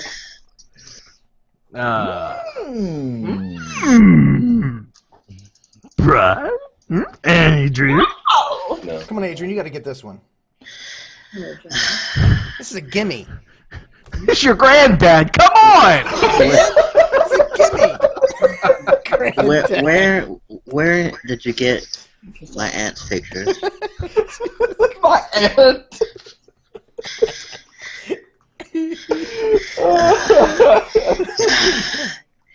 I have a lot of famous family members, don't I?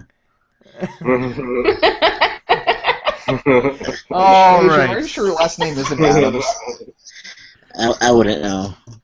All right. In the interest of time, Brian. Simple. I'm Skeksis and I know it.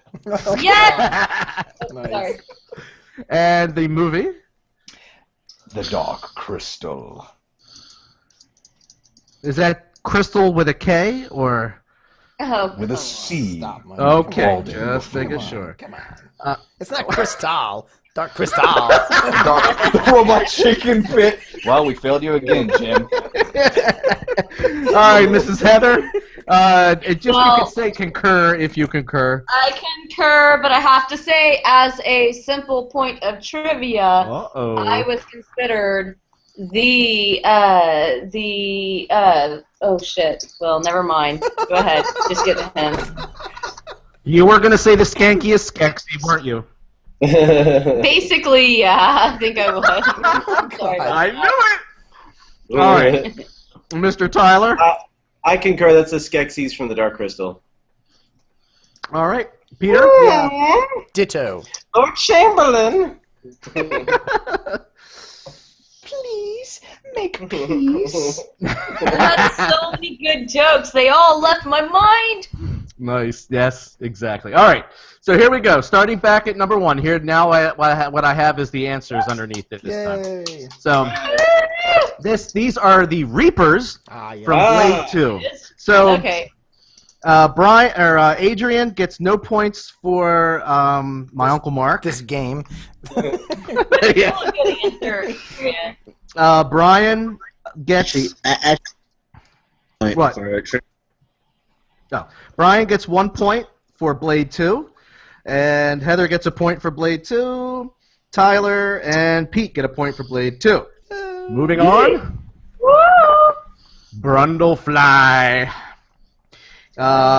Let's see. Adrian gets points. and Brian. Human insect. Let's see. You get a point for the cockle duty. Let's see. What Heather went with Samson Dung Beetle. From what the hell did I write here? Meat and Metamorphosis. Yeah, that, okay. The metamorphosize. Metamorphosis. And Tyler, I think he went with the fly. Oh, yeah, that's right. Tyler gets 2 points for Brundlefly. And Boom. Peter was he was sadly disappointed that he didn't get Brundlefly first. He got sloppy seconds. How could you have sloppy seconds of that? Lick it. Floppy bursts. All right. So, yes, I don't think anyone actually got the Dark Overlord.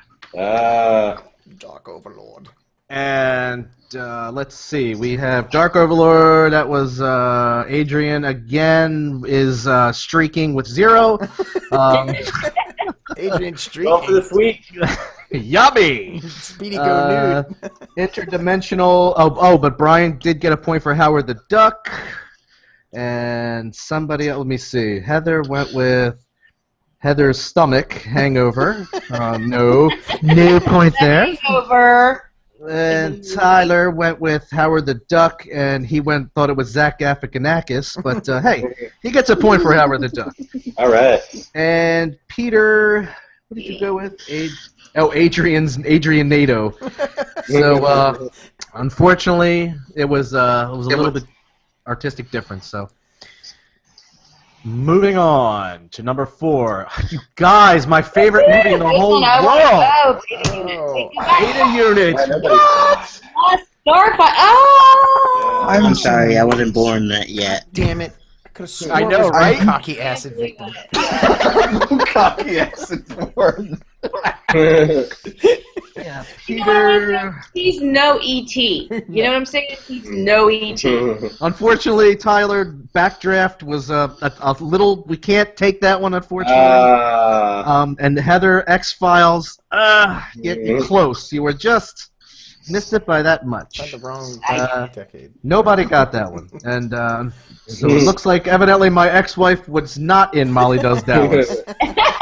So moving on. Most people here got that correct, except for Adrian. So Breathe, Peter, breathe. Wait. In my defense, I wasn't born yet. Oh, whatever. Movie. These are classics, man. You got to catch up on these. Wait, actually, if you weren't born yet, then you live in a world of Netflix. Yeah, you do. That's You right. got some Netflix homework, Hey, son. I subjected my children to this movie, and I pumped it up so I was like, oh my god, you guys, I watched this movie when I was your age. It was so good. And at the end, I'm like, wow, this movie did not hold up that well. Yeah, kind of half true, yeah. I don't want to say that, though. I loved it. I mean, don't get me wrong. It still had some, it was more, what is that called when you have it? Nostalgia. Nostalgic, thank you. So, let me see. Peter has... Going back. Peter has 3. Better than the shit they feed out to, like, kids now, though. Yeah. Tyler has 4. Heather has 1. Brian has an amount that I will read in a minute, but Adrian set the record at a goose egg. Oh, Adrian! Ooh. So Brian, if The this record game can't be consistent. if this game was any indication as to how your career will go as a voice actor, then you get 5. Yay! Oh my god. Yeah, you got that going for you. Brian wins. Rigged. Yeah. Brian with the All right, win. we are getting long on time, so Heather and Tyler, we can let you go, or you can hang out for the news. It's up to you. You can hang out for the news. Sure. Okay. Because no canoes is good canoes without Gary Canoe. All right. Well, my first news, and you guys can't see this. Somebody putting images up, so don't sweat it. You'll get to see them later if you watch it later. Okay. So my first You piece know of nobody news- watches this show. What's that? What do you got, Mr. No one Brian? watches this show. We want them now. My first piece of news has to do with Superman versus Batman. Apparently, Lex Luthor has been chosen, and this is not brand new news. It's Jesse Eisenberg, the guy who played Facebook. Zuckerberg. What? Mark Zuckerberg. Yeah. Zuckerberg. In the social network. But what's interesting is, and this is breaking. This is today. They talk about what kind of Lex Luthor he is and how he's going to play a role in this. Now, they did say that they are working on a rewrite of the script, so some of this could change, but this has been pretty hammered out. So a good chunk of this is going to stay. Apparently, he is somebody who has left home when he was 15 and lived on the streets, and has earned himself a position in the underground society as a guy who can get things done. By the time he was 18, he'd turned himself into a billionaire. So 3 years on the street and he's a billionaire. I don't know how the hell they do that, but whatever. It's Superman. He can fly. That's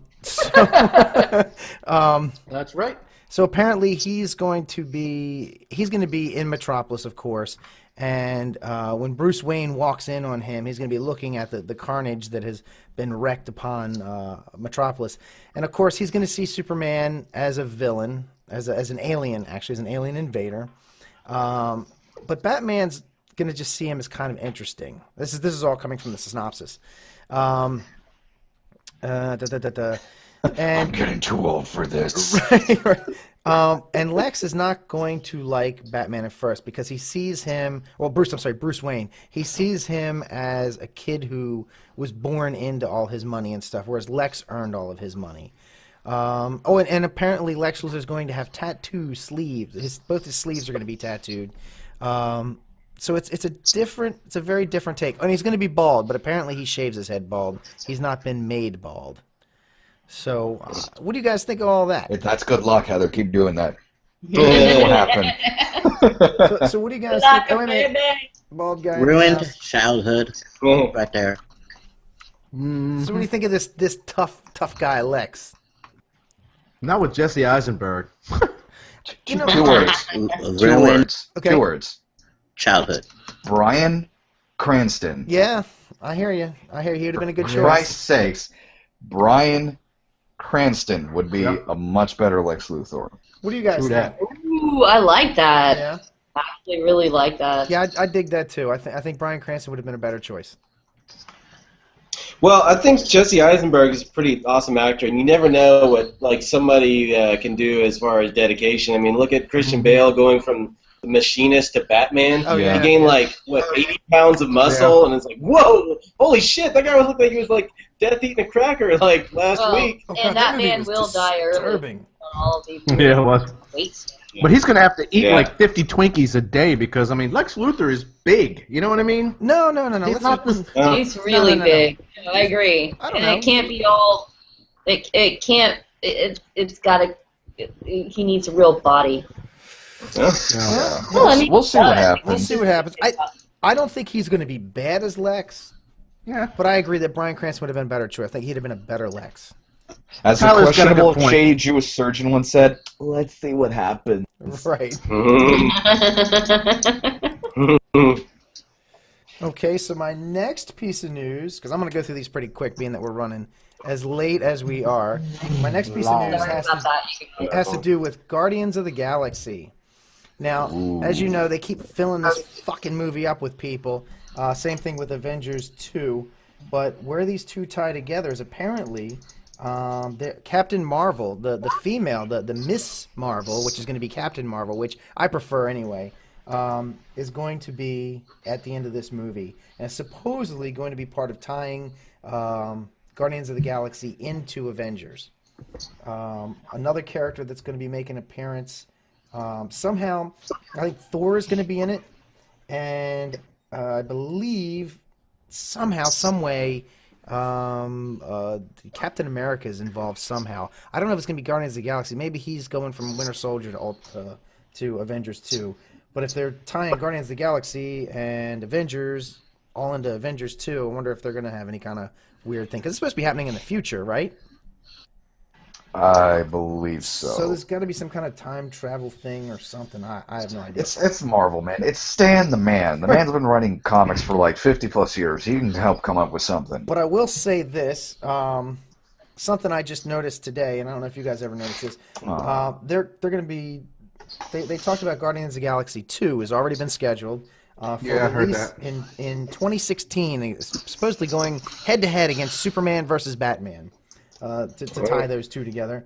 Now, when I was writing my notes down, I wrote BM for Batman, so it's kind of funny because the first time I ever noticed that Batman's initials are BM, as in, like bowel movement. Oh man! So, Bless you. I just Well, I BMVS. Batman too. I never thought about that. so BMVSM. and apparently in Avengers 2, Paul Bettany, the voice of Jarvis, is going to be Vision. So That'll be cool. it's going to be jam-packed. New hero. That's going to be fun. So here's another one. So check this out. This is totally getting away from superhero anything. This has to do with products. Coke has decided that they're going to enter the disposable cup arena. So the little pods you make coffee out of, with little single serving pods. They're gonna have a machine that you can stick pods in and make Coca-Cola. Coke is Coke is Oh, that's creepy. yeah, Coke has figured out a way, apparently, to make it taste the same, because otherwise it's not going to work. But they figured that, hell, shipping cans of Coke, they're shipping all this water that you have in your house. That's true. Wow. But here's the problem with this, is what I see. Those little pods already cost over $1 a piece for coffee, right? Yeah. So, I mean, you're really going to pay more just to get a pod, and you got to supply your own water, and you got to buy a Heck yeah. machine. And Heck yeah. Okay, well, they've got an audience. Apparently, Remember, they've done he their drinks a research. Coke. Not that kind of Coke fiend, a Coca-Cola fiend. Yeah. It doesn't come with a straw and a razor and a mirror. I'm talking about. It's like I'm addicted to Coke. I have a problem. So what do you guys think? It's like that Soda Stream thing that. Oh. Ew, no, that's gross. Okay, Soda Stream's nasty. Okay, obviously a sexy woman, but let's just say that she proclaimed that this was a healthy way of drinking soda. Mm-hmm. There's very little healthy ways of drinking soda. Oh, I see you over there, Brian. Mm-hmm. What you got to say? Mm-hmm. I bet you love your Scarzo. You said that really weird, sorry. Well, the healthiest way that I drink soda is with rum in it, so. Yeah, I think that's pretty healthy. I mean, personally, cheers. It's medicinal. You gotta unleash the Kraken. I actually learned a thing from a new friend, and she taught me that the best way to drink soda is with a little Captain Morgan's in it. Oh, yeah, that's good. Yeah, absolutely. You gotta try the Kraken. Yeah. Oh, we actually have had that once, but we were doing it with hot buttered rum and stuff. Ooh. Yeah. That's the official rum of the MythWits. Oh, okay, nice. Love the bottle. I like Kraken. I like dog band kind of look. Yeah. I like Kraken with Dr. Pepper in it. That's my drink. That's Sounds Pete. good. Pete got me started on that stuff. I actually go with old-fashioned cream soda. Mm. Do you have like a cuckoo clock behind you over there? That is the Simpsons cuckoo clock, yes. Oh my wow. god, I Awesome. love that thing.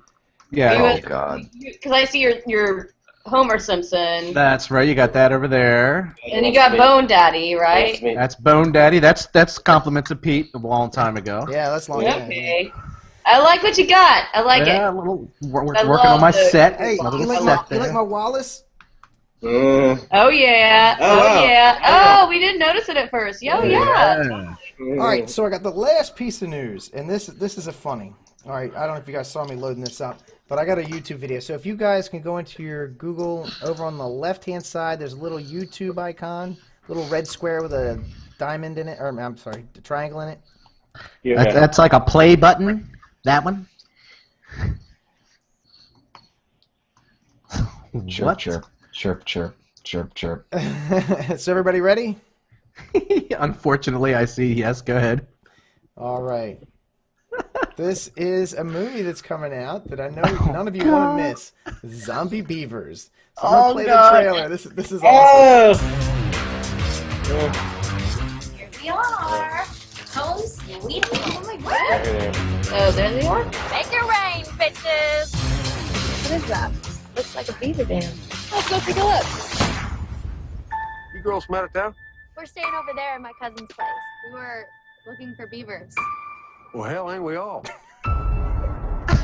I've had enough excitement for one day. What was that?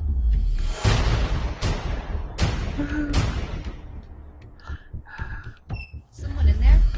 There's a beaver in the bathroom! Can I please go swimming now? This is awesome. Ever occurred to any of you that there might be more beavers? Oh, Is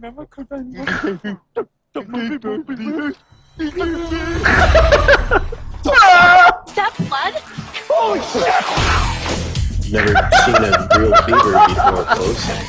Well, maybe you should try going down me once in a while, Beth. We cannot turn against each other right now. That is exactly what the beavers would want. Beavers are generally more active at night. That road's blocked. They sure as hell can't get through on foot. Fuck a bag of dicks! There's no way I'm jumping up for this. So stupid.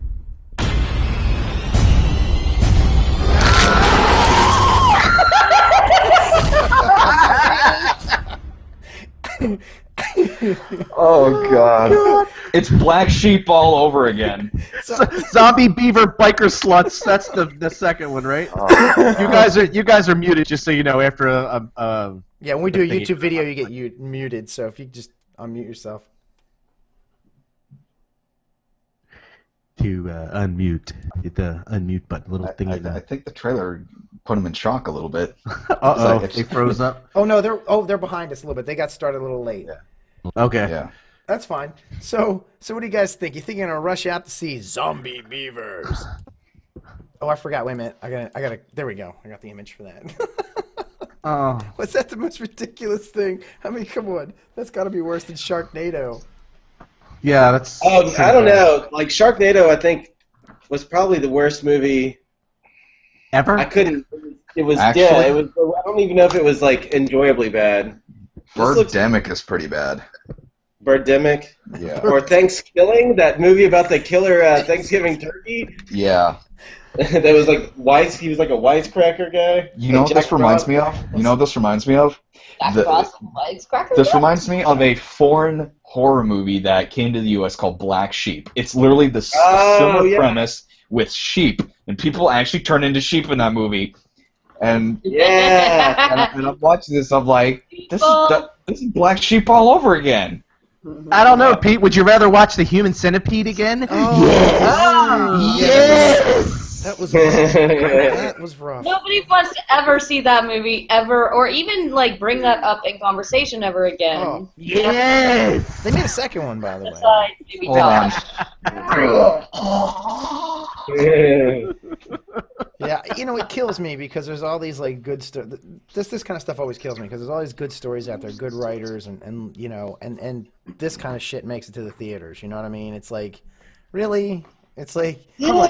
There's Like so that many- was a real movie. That's a real movie It's a coming real out. movie coming out. It's I really coming swear to out. God, I thought that was just a joke. Come no, on, for real? No, that's really coming out. Oh, that's real? Oh yeah, Yeah. it's a real movie. Oh, I thought that was Wow. like totally like they spent all their money making that. Not even a sci-fi thing. No. Not even a sci-fi channel thing. This is going to theaters, and I'm just I like, don't know if it's great. going to theaters. I didn't say that. I don't know. Yeah, That might be coming to a red box kiosk near you. that's a straight Coming to select sci-fi. theaters near you. Lucky. That one may just only make it to Netflix. Right. All right, I don't Peter. know. It is Coming to 12 the a. Netflix instant queue near you. It is All right. 12 a.m. Eastern Standard Time. It's time to pull the plug. Oh, It has Wah, been wah, awesome having you guys on, though. well, Thanks for having us. Thanks for the we good couldn't questions ask and the for fun. yeah, we couldn't ask for better company. Mhm. Cool. Excellent. Thank you so much. Thank you. And thank you to Brian for inviting us course. and for being such a great guy, and to all of you for being such a great guy. But Oh. thank you, Thank you. Brian, so much. You're such You a sweet- are re-invited already automatically. Anytime you got anything you guys want to plug, just let us know. You come on the show. Sweet. Oh, sweet. Thank you so much. Thank you. Yeah, if We you were- get like we- you yeah. get like a big, oh my God, we got this announcement. You know, come on. Even if you just Yeah. stop by for a few minutes, that's fine too. Okay. Yeah. Okay. Yeah, I'll just Cool. message us. We really do need to catch up again, though. It's been too long. Hey, Yeah, do you well- guys ever get to Dragon Con? Man, I've been to like 4 cons, and I don't know, maybe this year, maybe next year, or something like that. I would love to be invited. But Well, you know what we have around here is Might Otakon. have it places as you might think. Like I We're said, apparently uncouth. they want to see the puppets, but not the puppeteer. Right. Yeah. Unfortunately. Voice directors. But yeah, maybe at some point I've always heard it was pretty wild. So. Oh, it's fucking crazy. Atlanta, right? Yeah, It's- it's Yeah. awesome. It's Atlanta. it's the Yeah, he went to Atlanta. it's the I went to Anime Weekend in Atlanta, but never Dragon Con. it is so much fun. Yeah, you guys Yeah. got to come to Dragon Con. Seriously, I love we're there. dragons. You're making me like sad. Like I'm You just love looking dragons? at my. I do. I'm looking at my dragon incense holder thing over there. Yeah. That, I always tell everybody if you go to cons, like if you're a person that goes to cons from time to time, you owe it to yourself to go to Dragon Con one time in your life because it is the bomb. Hair of the dragon, baby. Hair of the dragon to bitch you. It is I love great. it. All right then. But yeah. Well, we're at 2 hours, almost 2.5 hours. We got to wrap. Oh my All right. god. All right, Yeah. thank you. Ah, guys. thank you. All right. Yeah, Are we you guys heading over to Acon this year? Of course. probably? Probably. All Yeah. right. Let me know. Okay. Let me know. Me and Adrian can hook you guys up with some of the brewskis we got at the hotel room. Wait. Wait. You know it. All right. All right, you guys sleep well. All right. Okay. All right. Thanks. You too. All right, y'all be safe. All Good right, luck. Walker. All right. Walker's out. Walk of power. Mhm. Walk of Fame. All right, guys. I'm going to run the closer, and then I'm going to stop the streaming. Yeah. All right. Here goes. Taking us out. These. You've just enjoyed the MythWits. Join us for a live broadcast next week and every week, Mondays at 9:30 p.m. Eastern Standard Time. If you miss our live show, you can always catch the encore episodes and the podcast version at our website and on iTunes. Make sure to check out our website at mythwits.com And of course, visit us on Facebook, Twitter, YouTube, Instagram, and iTunes. MythWits is a Studio187.com production and is protected under an attribution, non-commercial, no derivatives, Creative Commons work. You can download and share it with whoever you like. Just don't change it and don't try to make money with it. Make sure to check out Studio187.com for more cool stuff. See you next week.